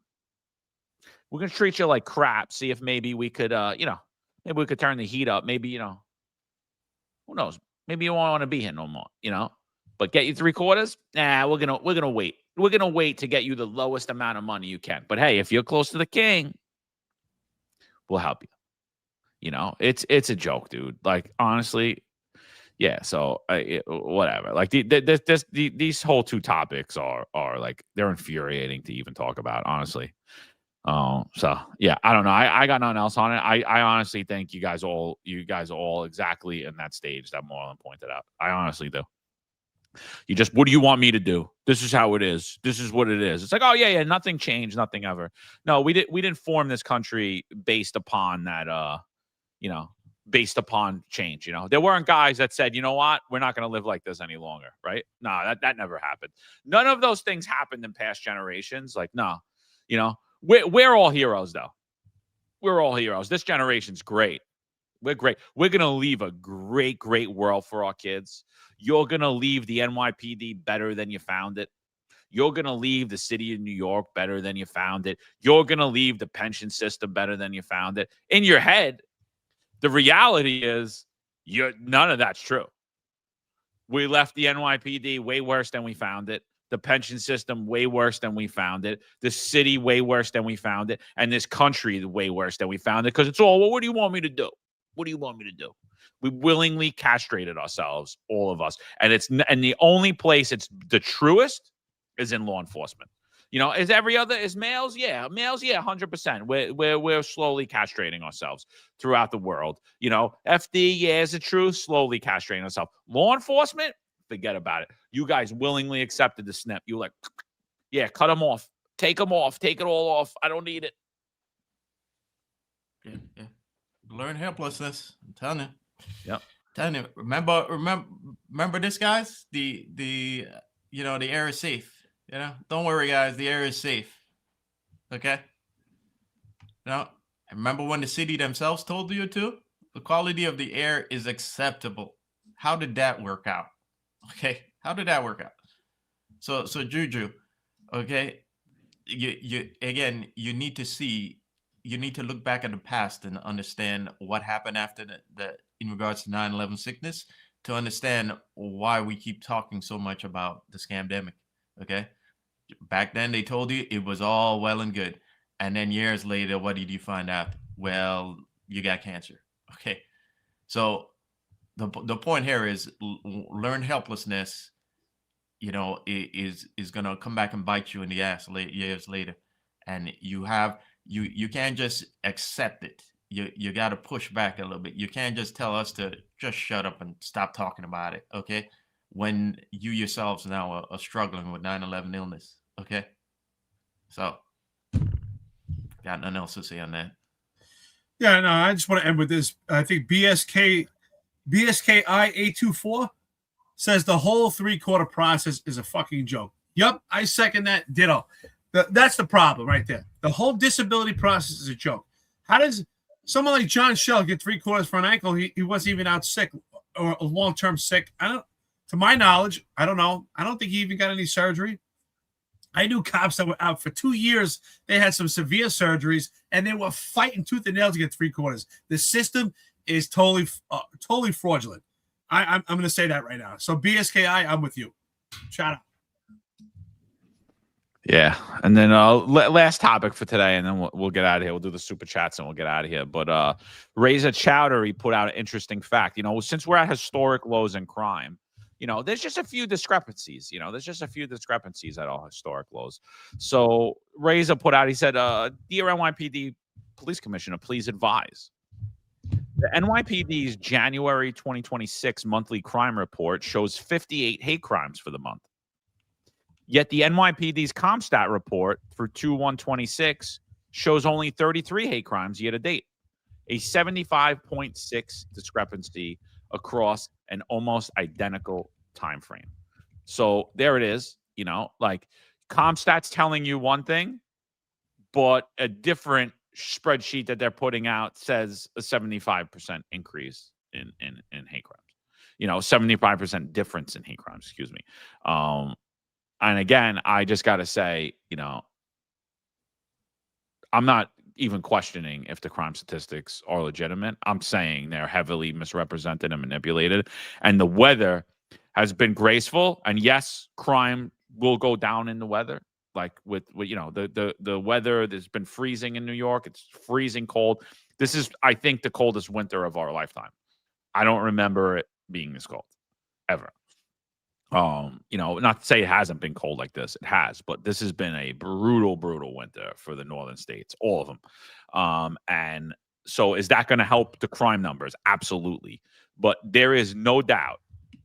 I mean, because it's not even us. I mean, they're literally reporting it themselves, as well as the news is reporting the clear misrepresentation of crime stats.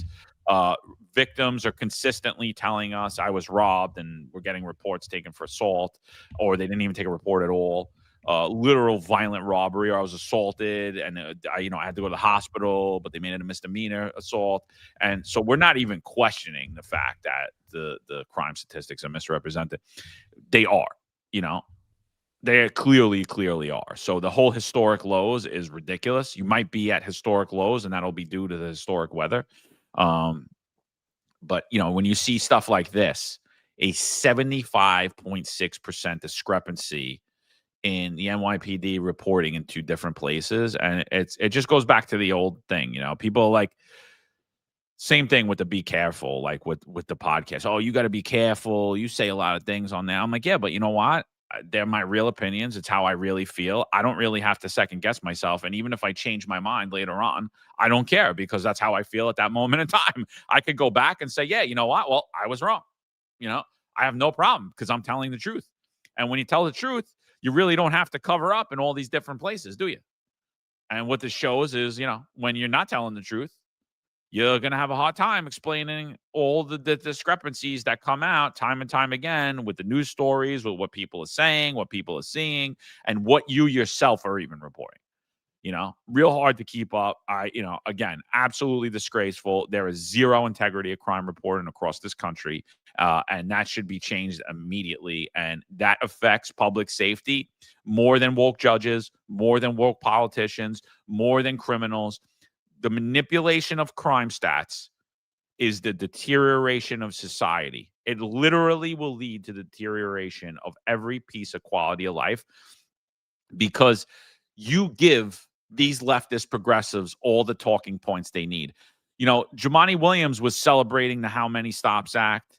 He was celebrating all of the progressive legislation they put out. And he said, critics said that this would be the end of policing, that crime would rise. And look, we're at historic lows. And so guess what you're going to get? You're going to get more progressive legislation. And guess what the reality is? The reality is going to look a lot different than those bullshit crime statistics that you, as a police officer or as a commander, are doing for your own personal gain. I'm personally at the opinion at this point, manipulation of crime stats should be a felony crime, and you should serve jail time for it, because it is disgusting. We want to talk about integrity. I don't see any of it coming out of the New York City Police Department. Yeah, good point, John. Where are they trained to actually manipulate ComStat? Where are they trained to actually manipulate crime stats? I mean, Sgt Erik Duran is now facing a potential 15-year sentence for throwing a cooler. There should be consequences also for misrepresenting crime stats. I'm with you on that. I second that, brother. Marlon, what are your thoughts? Oh, there goes the mic. Yeah, sorry.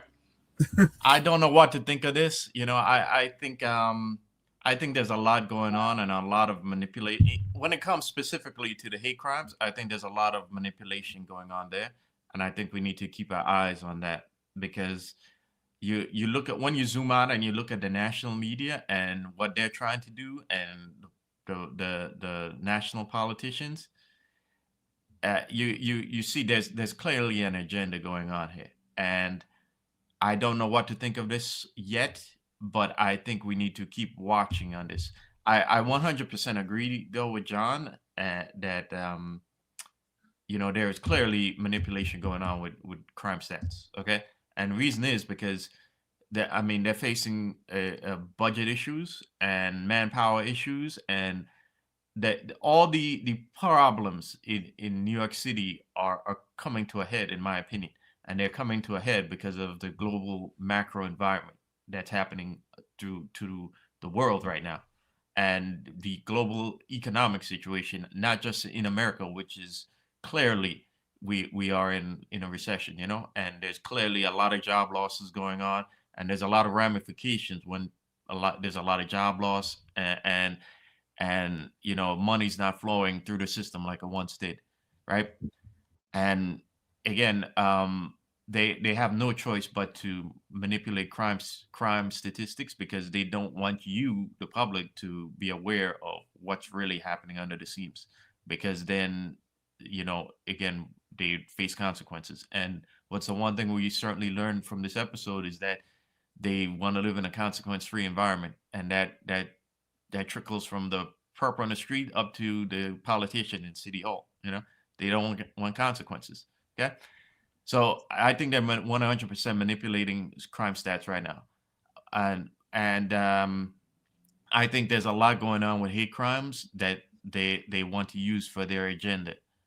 So I think we need to keep an eye out on that as the months go on.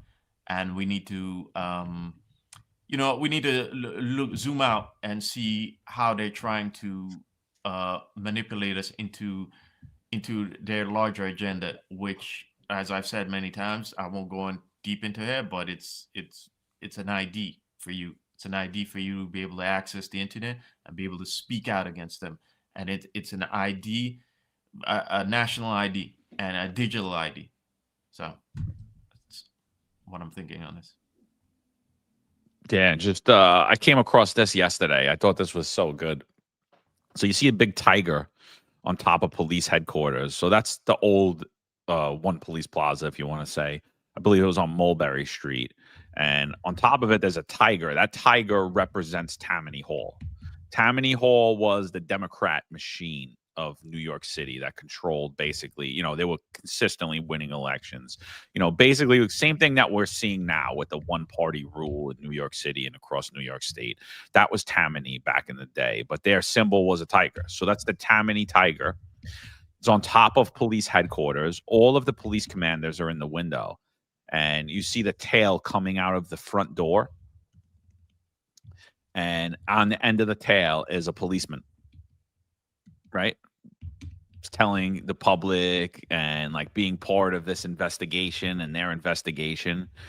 And it's so crazy because this is exactly how I've been seeing the New York City Police Department for the last 10 years. Like just completely politically controlled by the Democratic Party. And like this is exactly like it, nothing's changed. This photo is from 1880. And there's literally nothing's changed. We're just we've allowed ourselves, like, I don't think that many of us realized it, and I know I didn't realize how heavily politics weighed into all the stuff that we do. Every single decision that's made by the New York City Police Department, everything they ask you to do, every crime, how they want you to police crime, it's all controlled via politics. And what you're seeing is like this is 1 pp today. We could just change this photo, make it 1 pp, and you know, take the symbol of the Democratic Party instead of Tammany, but I still say Tammany Hall exists. You know, the Tweed building, the DOE turns out of it now. So it's like, it's basically, you know, and they're probably worse than the NYPD, the DOE. But yeah, I just thought this was a crazy, crazy photo because I was like, wow, you know, I think people were more cognizant of this fact in 1880 than we are today. And I just think because, again, we pay more attention to bullshit things like sports and the Super Bowl, and we argue over the halftime show and commercials and all this bullshit. Like we pay attention to all, but the things that actually affect our lives, the things that actually matter, we have no idea. We think the police department acts separately, and they absolutely do not, you know. So it's crazy, man. And I was laughing my ass off on the Super Bowl commercial. I don't know if you guys caught it. Robert Kraft did a Super Bowl commercial about anti-Semitism, and it was all of these white kids making fun of this Jewish kid, and they put like, you know, stickers on him, and this black kid came over and protected him from all the white kids that were making fun of the Jewish kid. And I was like, you know, that is absolutely hysterical, because if you look at all the hate crimes that occurred in New York City, whether it be against Asians or whether it be against Jews, they consistently tried to blame white supremacy for it. Eric Adams was like all about that, you know. Oh yeah, it's white supremacy, it's white supremacy. But if you look at actually who's committing the hate crimes, it's black people. And I'm like, wow, that's weird. That commercial is actually the exact opposite of how that actually goes down in society. So, you know, I'm like, you know, it's always just this like anti-white agenda being played. And, you know, it's sick, dude. So, but yeah, but like we'll sit there, we'll argue about that. That'll rev people up. People will get crazy. But the things that matter in life, we don't care about. Like, you know, nah, I don't talk politics. I don't pay attention to that stuff. I do positive stuff. I do the Super Bowl. Even that's negative, but it just doesn't matter, you know. Yeah. Quick comment. You're disappointing me right now, Hunter. Yeah. Understand, bro. I had 15 years on. Okay, my pension. Yeah. Look, I'm zooming out multiple years. Okay, my pension, especially when you add in inflation, is gonna be nothing. Okay, when I decided I'm not vesting out early, I thought I would have been given at least a department trial. Okay, and had I been given a department trial, I would have won, because again, I had the documents directly from the FDA where they said it's not approved. And again, I've said this story many times, but I sent it to the department. And in fact, I've sent, back in January 2024, I sent letters to every precinct commander. If they were a precinct commander, ask them then. They got a letter from me telling them about this, about the adverse reactions to the vaccine. Okay. Now, I spoke to Dr. Kufo, who's number 2 at medical division, and I gave him the FDA's documents. just like in the case of this 9/11 illness, they were given a heads up. Okay, even if they were completely ignorant of what was out there, information that was out there. Okay, I told them, you know, and John has told you too what he spoke when he spoke up about it. We told them, hey, listen, this ain't right. Okay, and they did nothing. Okay, all right. Now again, I had 15 years. If I had vested out what's my pension, I thought I had a better fighting chance at getting at the time they had suspended me for not taking it. I thought I had a better fighting chance of being suspended and waiting for my department trial, because if you know, you're normally supposed to get charges before you get terminated, right? And you're supposed to get a department trial, right? And had I been given a department trial, I thought I was gonna win, because I had the information stating that it wasn't approved, and which means that you can't mandate it. Okay, so you know, I've spoken about it many times, and again, not for nothing, but that sounds a little bit like learned helplessness that we're telling you about. Okay, you have to put up a fight against these things, otherwise you can't just, you know, John had 18 years on, and if I was in his position, I would have thought differently too. With 18 years, you're right there at the door. I had 5 years left. Okay, 5 years left on a detective's pension. Okay, it was not worth it for me to retire early. Okay, it was just not. I thought I had a better fight at going to the trial room. You know what, Mom? There's no doubt about it to me. This didn't happen by happenstance. It wasn't happenstance that you didn't get a trial. I think it was completely intentional that you didn't get an administrative trial. Absolutely. Right? Because you had the documentation, you had the articulation to actually fight this, and they didn't want that to be exposed. You know, I often said to myself, how did Marlon not get a trial? You know, was it happenstance? I don't believe anything's coincidence or happenstance. I think that it was completely intentional. They said, this guy's got the tools, he's got the documents, he's got the evidence, and they managed to get you out with no due process. And that's why I can't come back to the unions and be forgiving, because how could they allow that to happen? That was the one time, if any, where the unions were supposed to stand up for anyone. It was supposed to be you. There's no doubt about it. I think the unions were supposed to fight for me, but there's no doubt about it. Your case, and even John, you know, like your case was so pinnacle that your case, I think, could have changed the trajectory of the whole entire event. And the fact that they didn't fight for you, showing that there's no due process in this, that would have exposed a lot. And when it goes back to also, John, I think you said that people often say, I want to be positive and not speak politics. And I used to think, okay, some people speak politics, some don't, but I realized we all have to speak politics. We have to speak, and they need to hear us. They need to hear us loud, and especially when it comes to the police department. I thought it was apolitical also. I always, until things started to happen to me, and we obviously, with the birth of Defiance Unfiltered, but I thought it was apolitical also, and I realized it was never apolitical. Based on the stuff the stuff that John's been reading, he's really delved into history, and I love history. I think I should get involved in it myself. I've just been so busy lately. I've been working, so I think that it's all political, and unfortunately, our entire careers were political. I never realized it till now, and the best reflection of the future is a look at the past. And we look at the past; it's always been politics. It's politics over policy. It's politics over optics. It's politics for everything. The way that we police, the style of policing is down to politics, right? Intrusive policing was the birth of politics. The way they police now is politics. So spot on. That's some good stuff. I definitely want to get involved and read some of that stuff when I get a chance. But that picture, John, that picture really is iconic. I look at that picture and I think of myself looking at One Police Plaza right now, except with the barriers, it's the same thing. Nothing has changed. Except nothing. The only thing that's changed is the people in the faces, but really nothing has changed. Yeah, dude, I was like, holy crap! I'm like, this is how I look at the police department. This is how I've been looking at them for like a decade, and I'm like, holy shit! Like people was saying this in 1880, and I just never knew it. You know, we like you know, and I don't know, whatever, man. All right, let's get to the super chats. You know, let's get to the super chats. So 516 Diecast, Pio Afrunte, present for duty for another week of honest, breath of fresh air conversation about the leadership of the NYPD Theater of the Absurd. Thank you, Chris. Chris, hope all is well, bro. Stay warm. I mean, it is cold. I don't know. Yeah. I don't know how you guys are doing it. I was supposed to be there last week. I was like, I can't do it. I can't. I couldn't come in anyway, but regardless of the weather. But unfortunately, I think I got to be up there soon. Any word, by the way, after our episode? Anybody hear anything as far as the cops not being on foot posts now in this Arctic weather? No. So what they did is they were just dumping them down in transit, but it's freezing down there too. Yeah.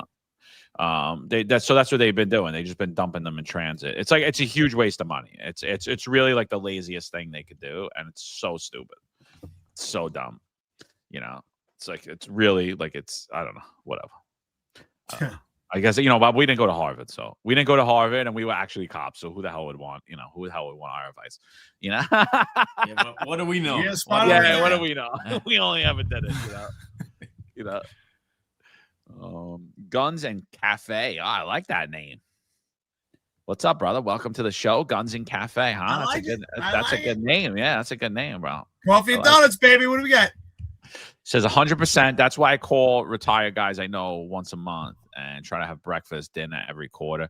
Yeah, look, it's good. It's good to get together. They actually do something down here in Florida. Dude puts together like the cigar event.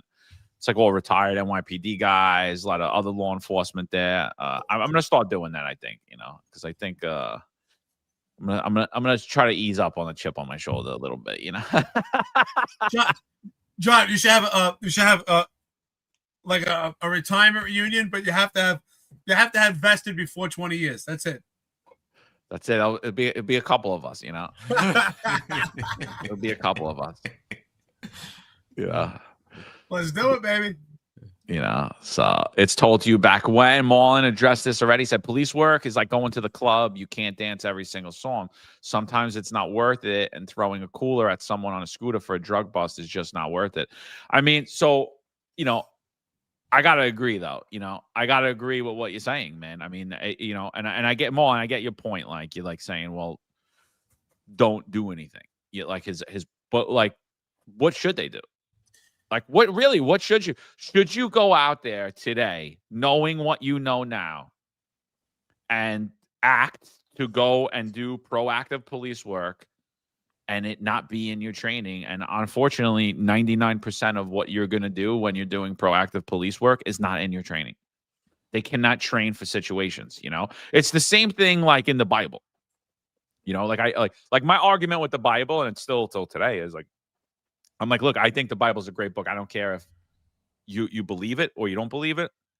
If you look at the lessons in the Bible, I think you could use them as a basis, and the stories as a basis for how you should live today and how you should act today. But I don't think that the Bible could address, it was written so long ago, it can't address what's going to happen today. So people are like, where does it say in the Bible you can't take a vaccine? I'm like, I'm just like, are you fucking like, I'm like, are you stupid? Like it doesn't say that. It says to tell the truth, but it does address medicine at a point. It does address medicine at a point. And it's the same thing with the patrol guide.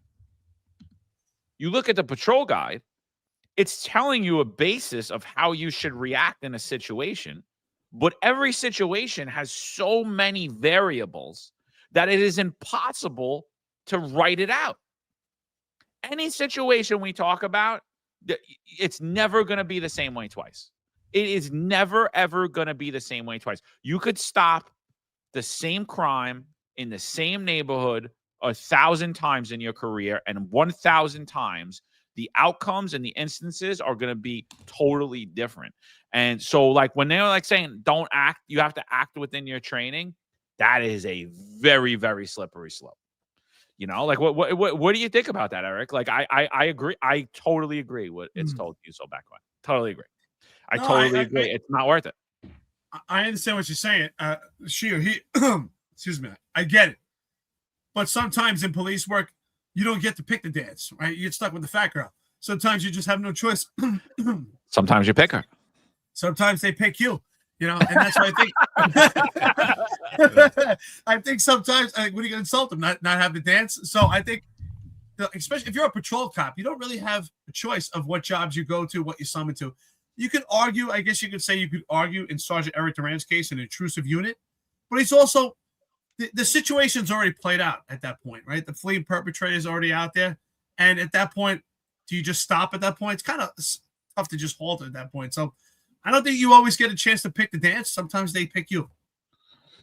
Dude, you know, it's a great point, and I was thinking about this the other day. I was going for a walk. I wasn't listening to anything. I didn't bring my phone. I was just walking, and like what I was thinking about is because I had just finished reading. Like I was reading on like all these old cops. I've been reading about them for a while, like all different generations of cops, and I was like, wow, you know what? You really don't pick your career. You don't pick the situations you're in. You don't pick, I mean, unless you're your daddy's child, you don't pick where you're assigned. You don't pick who likes you, who doesn't like you. You could affect somewhat. Exactly. You could affect your career somewhat, but you can't control the instances you're put in. Right? Like maybe if you're in an active, proactive unit, you can maybe, but I still say no. I still say, like, you're kind of like, you're not, you're a patrol cop. You're not picking the 911 job, dude. You're just going there. And you have this situation thrust upon you. Right. So, in like, all of these other variables around you. And it's so weird how things turn out and how life turns out. And, a lot of it is really it's just timing, dude. It really is. It's timing and luck. Like, you could have the same intentions as, I like, and not you could, like, I personally think that proactive cops today all have the same intentions that Sgt Duran had when he was out on the street that day. And I think that's what we have to realize is like, and that's the whole point of what I'm saying. It's like, it's a slippery slope saying what you guys are saying. Like you guys are going out with the same intentions and you're not controlling the situation. You're trying to control the situation as best as you can, but it's really just a roll of the dice, dude. And that same situation could have happened 10 more times, and that guy just falls off and gets a scratch on his elbow. And Sgt Duran's still a cop, and he's still part of the family today. Maybe he even gets a little Twitter picture today. And it's like really scary to think about, dude. Well, about that, John. If he didn't die, if he apprehended him, he had a loaded gun on him, he'd be taking a Twitter picture. Yeah. Good point. Different outcome. Yeah. I commented on what I told you so back when said before, but I'm just gonna put it out there that if I'm on the job right now and I'm putting in a situation where it could be problematic, the way you would push back against that is you ask questions. I'm sorry, but you're gonna have to ask questions, bro, because ultimately, if you're put in an uncomfortable situation, it's you that's gonna be in Sgt Duran's position when things go sideways. And the other thing I'm doing is I'm going to those union meetings and I'm asking uncomfortable questions. Yeah, you're one person. You're not going to be able to change things overnight. But, you have to push back somehow. And maybe you asking that question at a union meeting is going to spur some other guys to think, hey, wait a second. Or give them the courage to ask those questions too. And the other thing is, if I'm young enough, it's one thing to you can't dance at every song at the club, but it's another thing to repeatedly go back to that same club. Okay. At some point, especially if I'm young, I'm out of the club. I'm not going to that club again. It's like, what, before I got on the job, I would go to some of these clubs in Brooklyn, where they're smoking weed all over the place. And then I became a cadet and, I'm on a career path.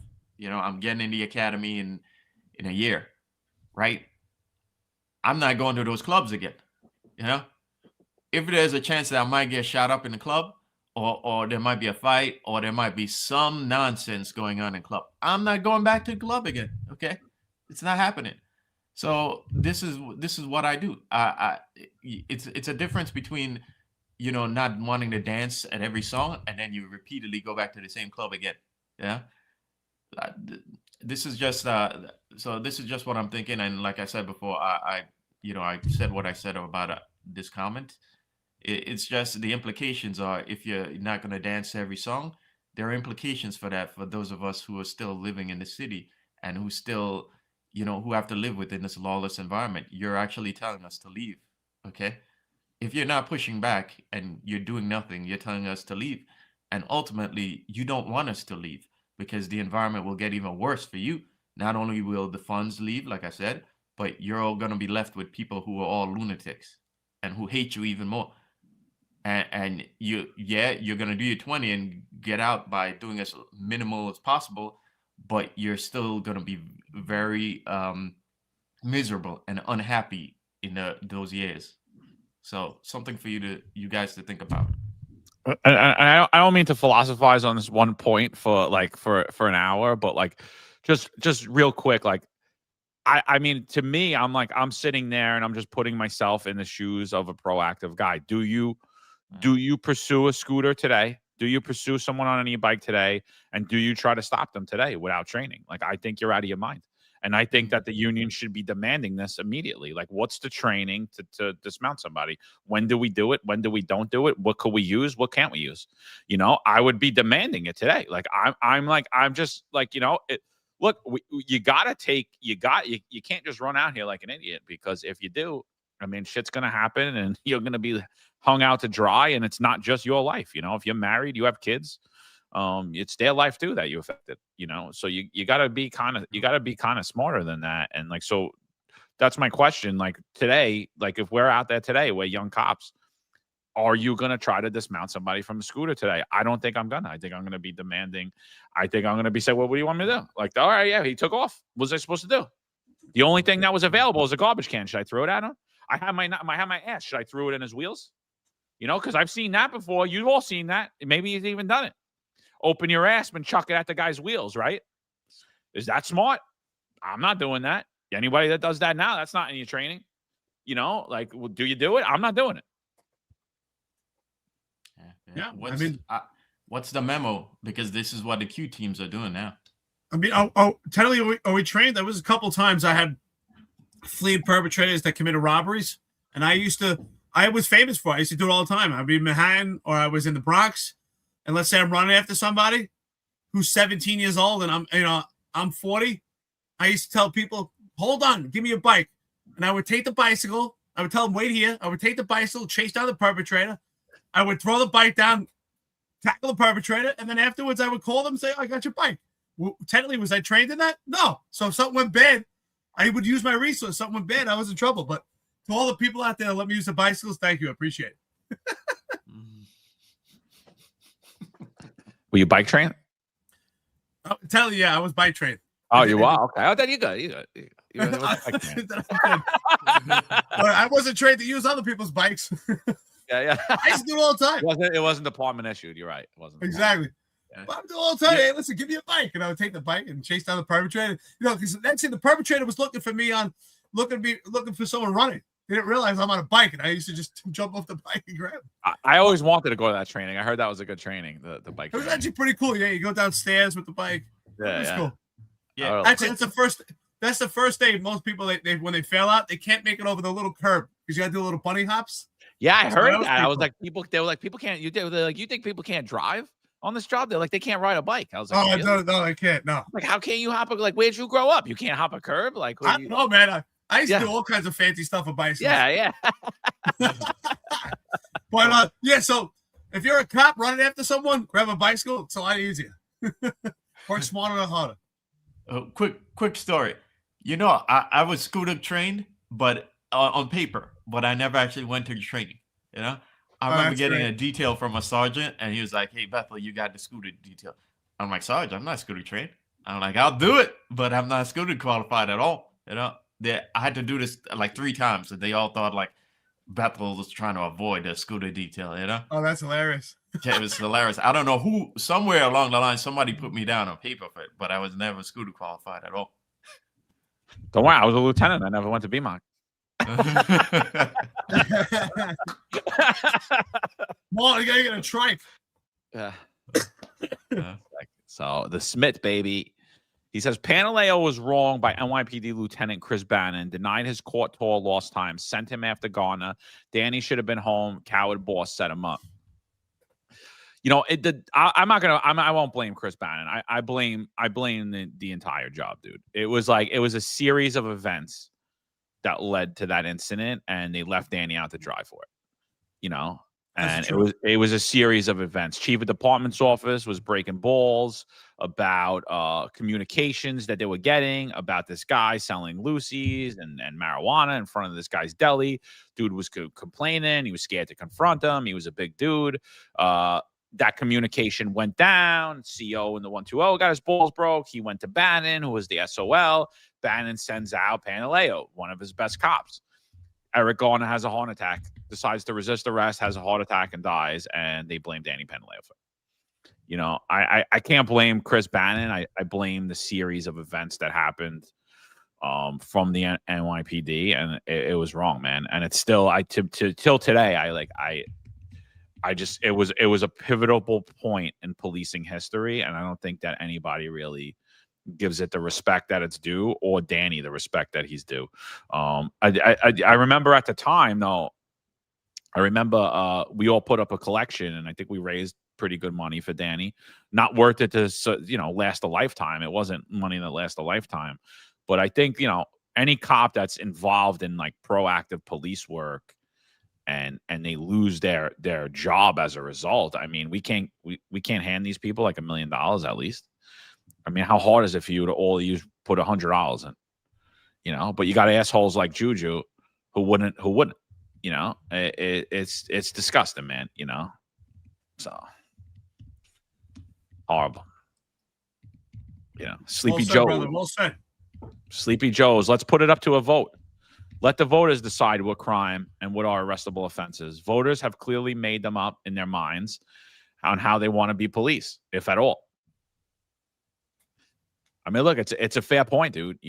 It's a fair point, and I think that's ultimately the argument that I think we really been having with everybody on social media these last couple of years and on the podcast. It's like, all right, well, should he not went out and tried to arrest them for drugs? At the end of the day, should we not have been doing that? Like, tell us, because at the end of the day, that we do serve the public. We're public servants. If the public wants people to sell drugs, there's repercussions for it. But like, that's it. Like, let's back off of doing that type of enforcement. Look what we did. Look what we did after Garner, right? They said, we don't want you enforcing minor crimes. Okay. How'd that work out? How's it working out? How does it look in New York City? Yeah. I think that's actually intelligent. I think that spot on. We serve the public, and it should be, I think that's where I believe policing should be kind of libertarian, like where we police according to what you want. You want it, you get it. If you don't want it, we don't do it. Well, no, I'm sorry, Eric. I'm sorry. No. I just think that, when it comes to policing, that maybe there's communities that don't want the police force there. I don't know. See, I think that's dangerous. And that goes back to what I said about the balkanization of America. You're going to have blue states that are very, very blue and red states that are very, very red. And ultimately, that leads to a breakup of the union. Okay, because we're going in two different directions. Okay, we don't have a common culture anymore. Okay, and when you don't have a common culture, you're eventually going to have a breakup of the union. There's no way America could exist. And there's no way America could compete against China if we don't have a common culture, we don't have common goals. And this is why I'm saying you better teach your kids, guys, you better teach your kids how to speak Mandarin, because I'm telling you, the future is going to be, the next century might be China and Russia. Because how do you, I speak many times about the problems in America, how we don't make anything, we don't make anything. And because we don't make anything, it's harder for you, if you have an idea for a business, to just, start that business and grow that business into a new corporation. We're led by an oligopoly. And that has massive consequences for the people on the ground floor. And eventually that anger and resentment, along with divergent cultures, leads to revolutions. And for a fact, I'm telling you now, this morning, China just put out, news came out about them stop buying U.S. bonds, that China is telling its banks, hold up on buying those U.S. bonds. And that's a problem for us, because they're not buying our debt anymore. And we got like nearly $40 trillion of debt. How are we going to solve that? you know. And even if you wanted to build stuff in America, that takes 10 years because we're starting at the ground floor again because we moved all that stuff overseas.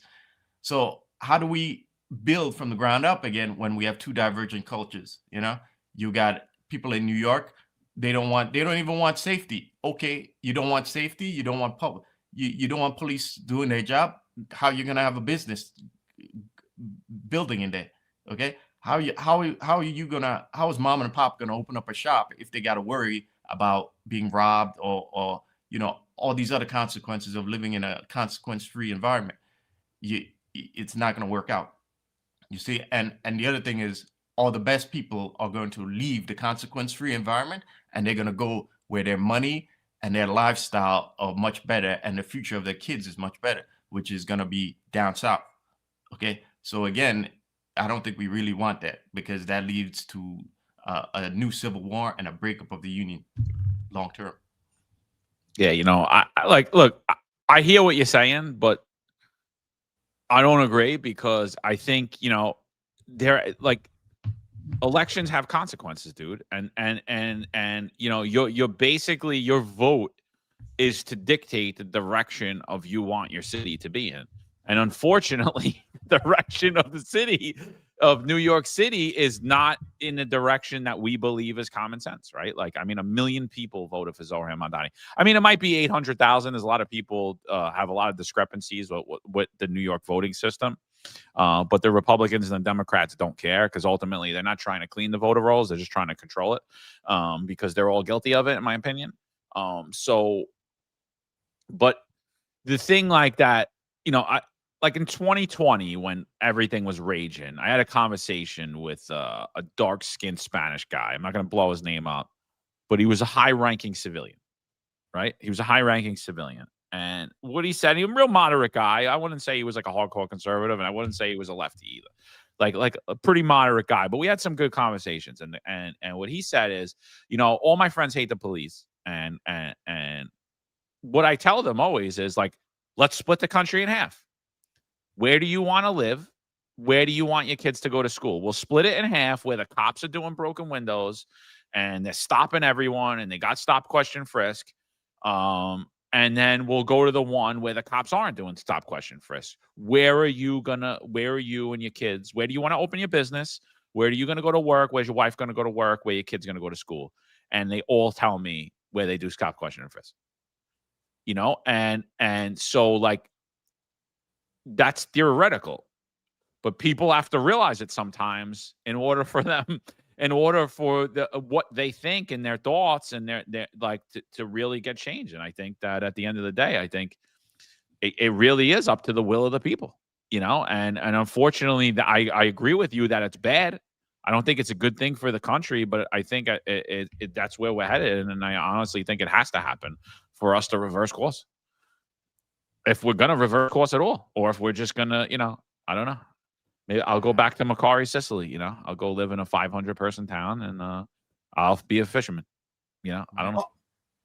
This might be the only chance for people to stop suffering from voter apathy and actually get out there and say, it's gotten so bad that we actually have to go out and vote. That might be the only driving force. And I agree that police work should be tailored to what the community wants. You know, otherwise it's the government making the decision for the people. People should make the decision for what they want to serve them. It's my opinion. Yeah. No, I mean, I see your points either way. I see it, but I'm just saying that leads to New York City is going to become more of a kakistocracy if that happens. And I forgot to take a picture of it before we came on, but I received a toll from the MTA, one of the letters stating that, you know, I think that I must have been driving in Manhattan or whatever, but I think it's for congestion pricing. Anyway, I paid the toll off 2 months ago, but I got a letter 2 days ago on Saturday saying that, you know, I haven't paid this toll. But guess what? On the letter, it states the amount I owe is $000. So they literally sent me a letter saying that I owe that money, but on the letter itself, it says nothing on it. So I just, now, sure, it's anecdotal, but when I see things like that, I think somebody along the line saw the letter, they printed it out, they sure read it, they saw the amount on it, and they still folded it up and put it in an envelope and then put it in the mail for me to get, you know? And this is what you're getting. This kind of cacostocracy is how like how systems implode, okay? Because it's completely broken. So that's the thought on it. Yeah. No. All right. I do think the system is broken. Samara Cohen says it here too. It is. You're right. We got more coffee and donuts. That's it. All No, right. I think we do. I think we do. So we got Billy Bikes 1129. Don't know Billy. Never seen him before. Billy, welcome. You got a Yankees hat on. At least you got a good team. You know, you got a good taste in baseball teams. We could say. Shout out. Yeah. TWA Flight 800. Witnesses say it was a missile, failed attempt. The Demon Faces story that the CNN took down after 9/11. Symbolism will be their downfall. I don't know, dude. I don't really. I'll be honest. I don't. You know, I don't believe the narratives of anything that get put out. But I would be lying if I sat here and said I deep dived into it. But there's a lot of things that come out in the media that I'm just like, yeah, that's definitely. I don't know that. I don't believe that that's true. I don't know some parts of it, but I know what they're telling me is not accurate. You know what I mean? And so and that's most of the stuff we're watching today. And you know, coming to find out too, like we've got a lot of comments recently about AI, like, oh, you people are the only real people on YouTube, and I'm like, you know what? Everything I watch now, social media posts, I'm like AI, you know, and it's real people, and like you can't even tell, dude, you know. And I'm like, I was watching a podcast with my wife, and I'm not gonna say who, but a popular name, and I'm like, that is not real. That is not him. That is AI. It's the voice is off. It's on the dude's channel. I'm like, I'm telling you, that is AI. He did not film this. I'm telling you. And, you know, I've been doing a lot of research into it. And a lot of the stuff that you think is legit on social media, a lot of these videos that are going viral, like you could tell some of them go viral and they're horrible AI edits, but there are people with actually the people. It actually sounds like their voice, but they're not legit. And so you got to think like, did these people sell their image? Do they even know what they're posting? You know, because there's a lot of people out here using it. And I guarantee if you really knew them and you talk to them, they'd be like, oh, I didn't even know that they posted that, because they're not posting it. It's their social media team. Social media team's writing a script and is using their voice, their face, their mannerisms. And you have no idea. You think it's legit. And it's getting real good, bro. It's getting real good where you're watching things that you think are legit and they're not. Yep. Spot on, brother. AI is scary. AI is scary. I think AI is going to, I keep saying, I think AI is going to put everyone out of work and make millionaires at the same time. Real scary. Real scary. Yeah, you could clone voices now, so yeah, very much possible. Voices and images and you. Yeah. I could clone right now myself, same voice, everything, type in a script, and you would have no. I'll do it, and you guys would have no idea that it was me, that it wasn't me. We're gonna say if we do a show, we do the AI version of John, see if there would be a angry John or as much cursing. If not, we're like, this AI is off. This isn't good. Billy says that I have copies of the article from 9/14/01. Look, dude, you know, I like that one instance where excuse me, where, you know, the plane was shot down. I mean, I'm not gonna lie. I mean, the first time I heard that, like, oh, it just crash landed. Excuse me, that it crash landed in a field. I'm not gonna lie. Like, I was like, field, yeah. I'm like, I really don't believe that story. And I'd be lying if I told you I believe that story today. I don't, you know, and I think, you know, that was like a clear sign for me that like our government's willing to lie to us. You know, I don't know that that's true. I don't know that it's not true, but there were a lot of reports on things, not just 9/11, that have been redacted and pulled out of, and you can't find them anymore. And it's obvious like that a lot of the stuff is narrative control. You know, I'm not a big fan of today's media. I'm just not. Dude, look at our history of our CIA. Our government has lied to us our entire history. There's no doubt about it. I mean, dude, what about like Bongino? Like that dude is like, honestly, like the way that he's came out swinging, I'm like, are you kidding me, dude? Are you kidding me? Like literally, let's just pretend like we were given we were graced with the ability of Dan Bongino. So we sit here, we talk about all the ills of the New York City Police Department, and then we actually get put in charge of the New York City Police Department. And instead of changing anything, we start defending it on social media. We reward the people that we say are bad actors. We promote them. We befriend them. And then 9 months later, we're like, I'm out of here. And then I'm back to go off after all the grifters. And, you know, he was out there. And he's saying it's a year. It was 9.5 months, dude. It was 9.5 months. He goes to the FBI. He does absolutely nothing. And he's not embarrassed at all. And now his new mission is to come after the grifters. And, you know, we're being told that he shut down Rumble because his stream was so big. I'm like, there's either two things. One, people are just trying to get him and watch his clips to make clips of him contradicting himself because his arguments are absolutely ridiculous. Or there was just a whole lot of bots that shut down that system, and really not a lot of people were watching that show at all. Because I mean, I don't believe a word that dude's saying, and anything he says going forward, you can't even admit where you failed. You're driving narratives, my friend. You always were. I don't believe a word you're fucking saying. And yeah, I'm gonna go back to it. I know a lot of guys got butthurt. He did 6 months as a cop in the 7-5. Fuck him. I don't give a shit about him. I haven't heard him report on NYPD one time. He doesn't give a shit about anybody. He never gave Marlon a platform. He never gave Eric a platform. He never gave me a platform. He never gave Sal a platform. Fuck Dan Bongino. That's right. I'm with you. I'll second that, brother. Yeah, another grifter, you know, just riding off of the NYPD name, and you know, that's all it is. That's all it is. Yeah, and I want to see him trying to and like claw his way back to credibility now and legitimacy right now. I don't think it's going to happen, and I think he's just delusional to think he will right now. Well, they'll prop up his credibility. You know what I mean? He's credible because you see him on TV every day. You know what I mean? Like that's it. Like that, and that's like that's what it is. Like he'll just, you know, he'll be given the Fox News interviews, all the other interviews. It's bullshit. It's bullshit. You know, and what are you going to do in 10 years when all the people, 10, 15 years, when all the people that actually still watch the news die off? Because I'll tell you, our generation ain't watching it. You know, like, we ain't watching it.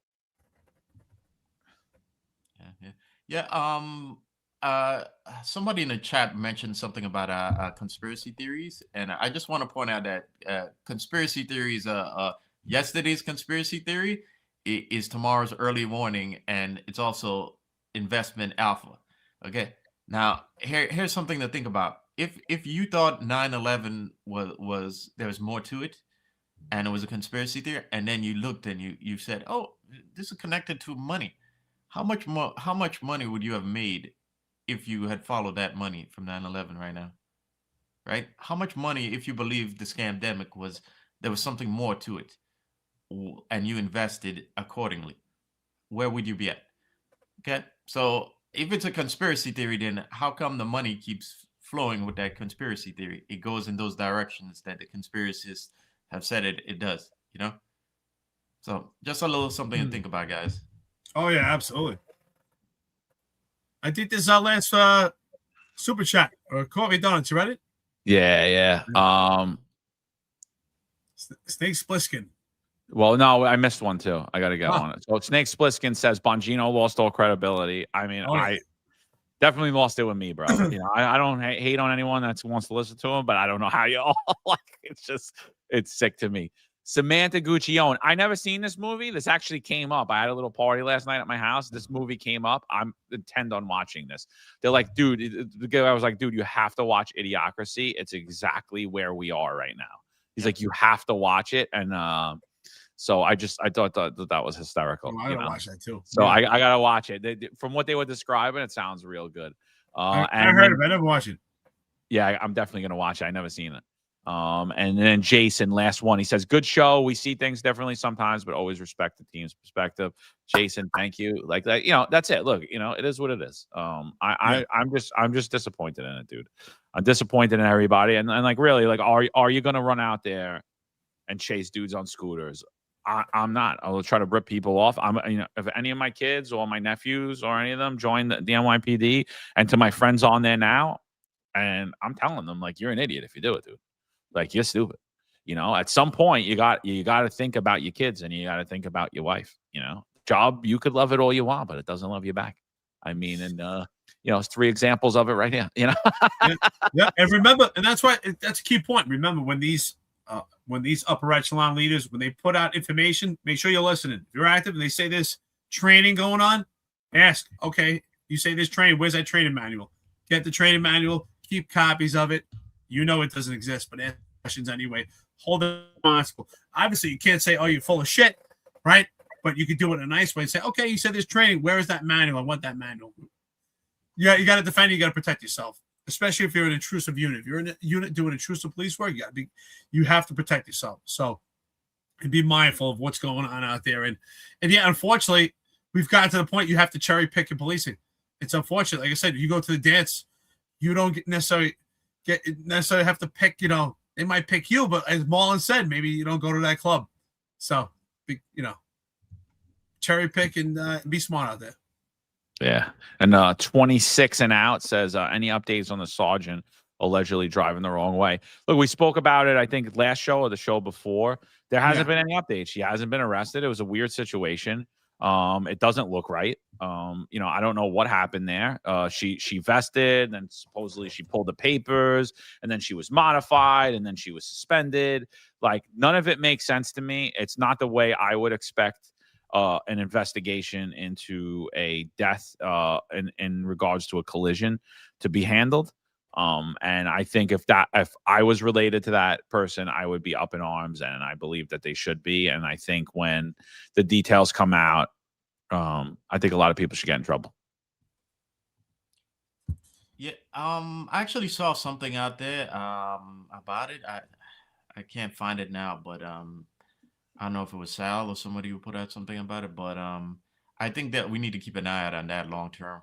I keep wondering if there's more to it that I'm missing.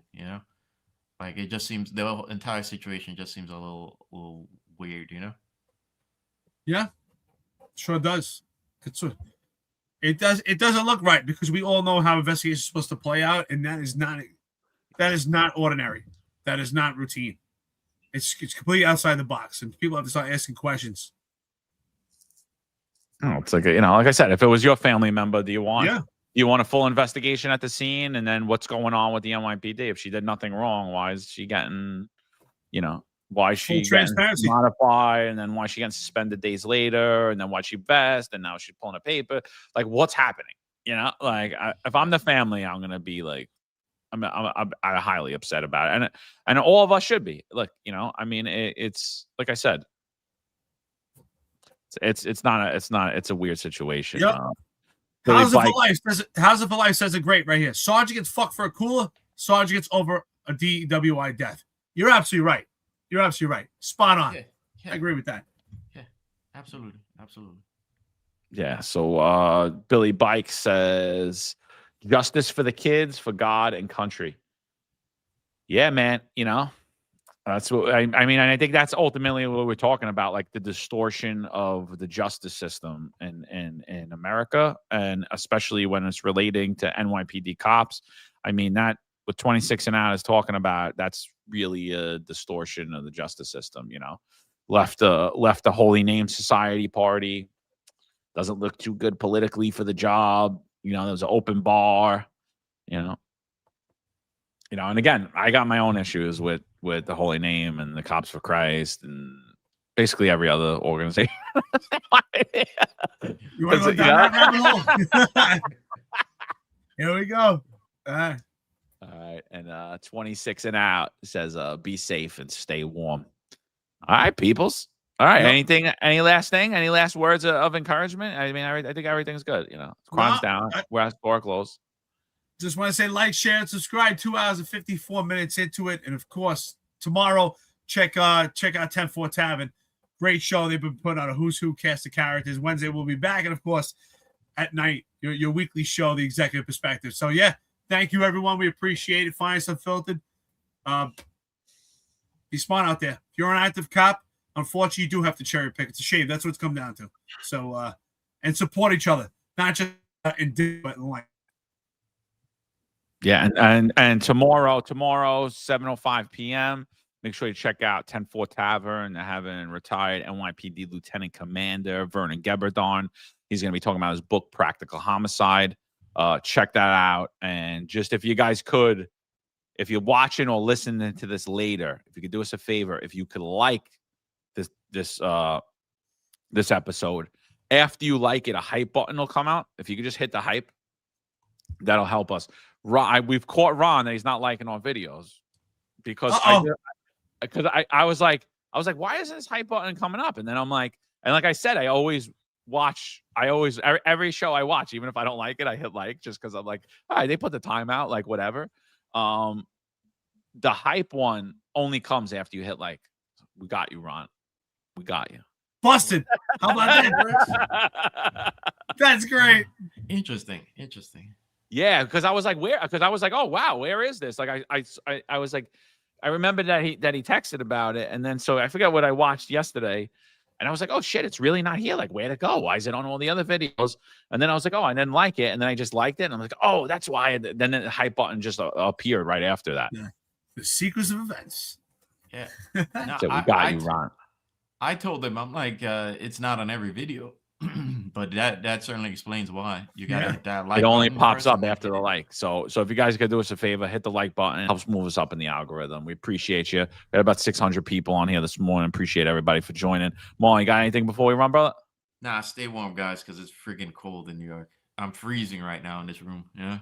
That's it. Hats and beanies. Be safe out there. Find some filter. Thank you, everyone. We will see you Wednesday. You know it. There's a handful of retired officers that don't live in the state that have a lot to say about the dream team, as I like to call it. All of a sudden, they retire and have a master plan on how to fight crime, but nothing to contribute when they were here. They want to come back and be part of the dream team. What can I say?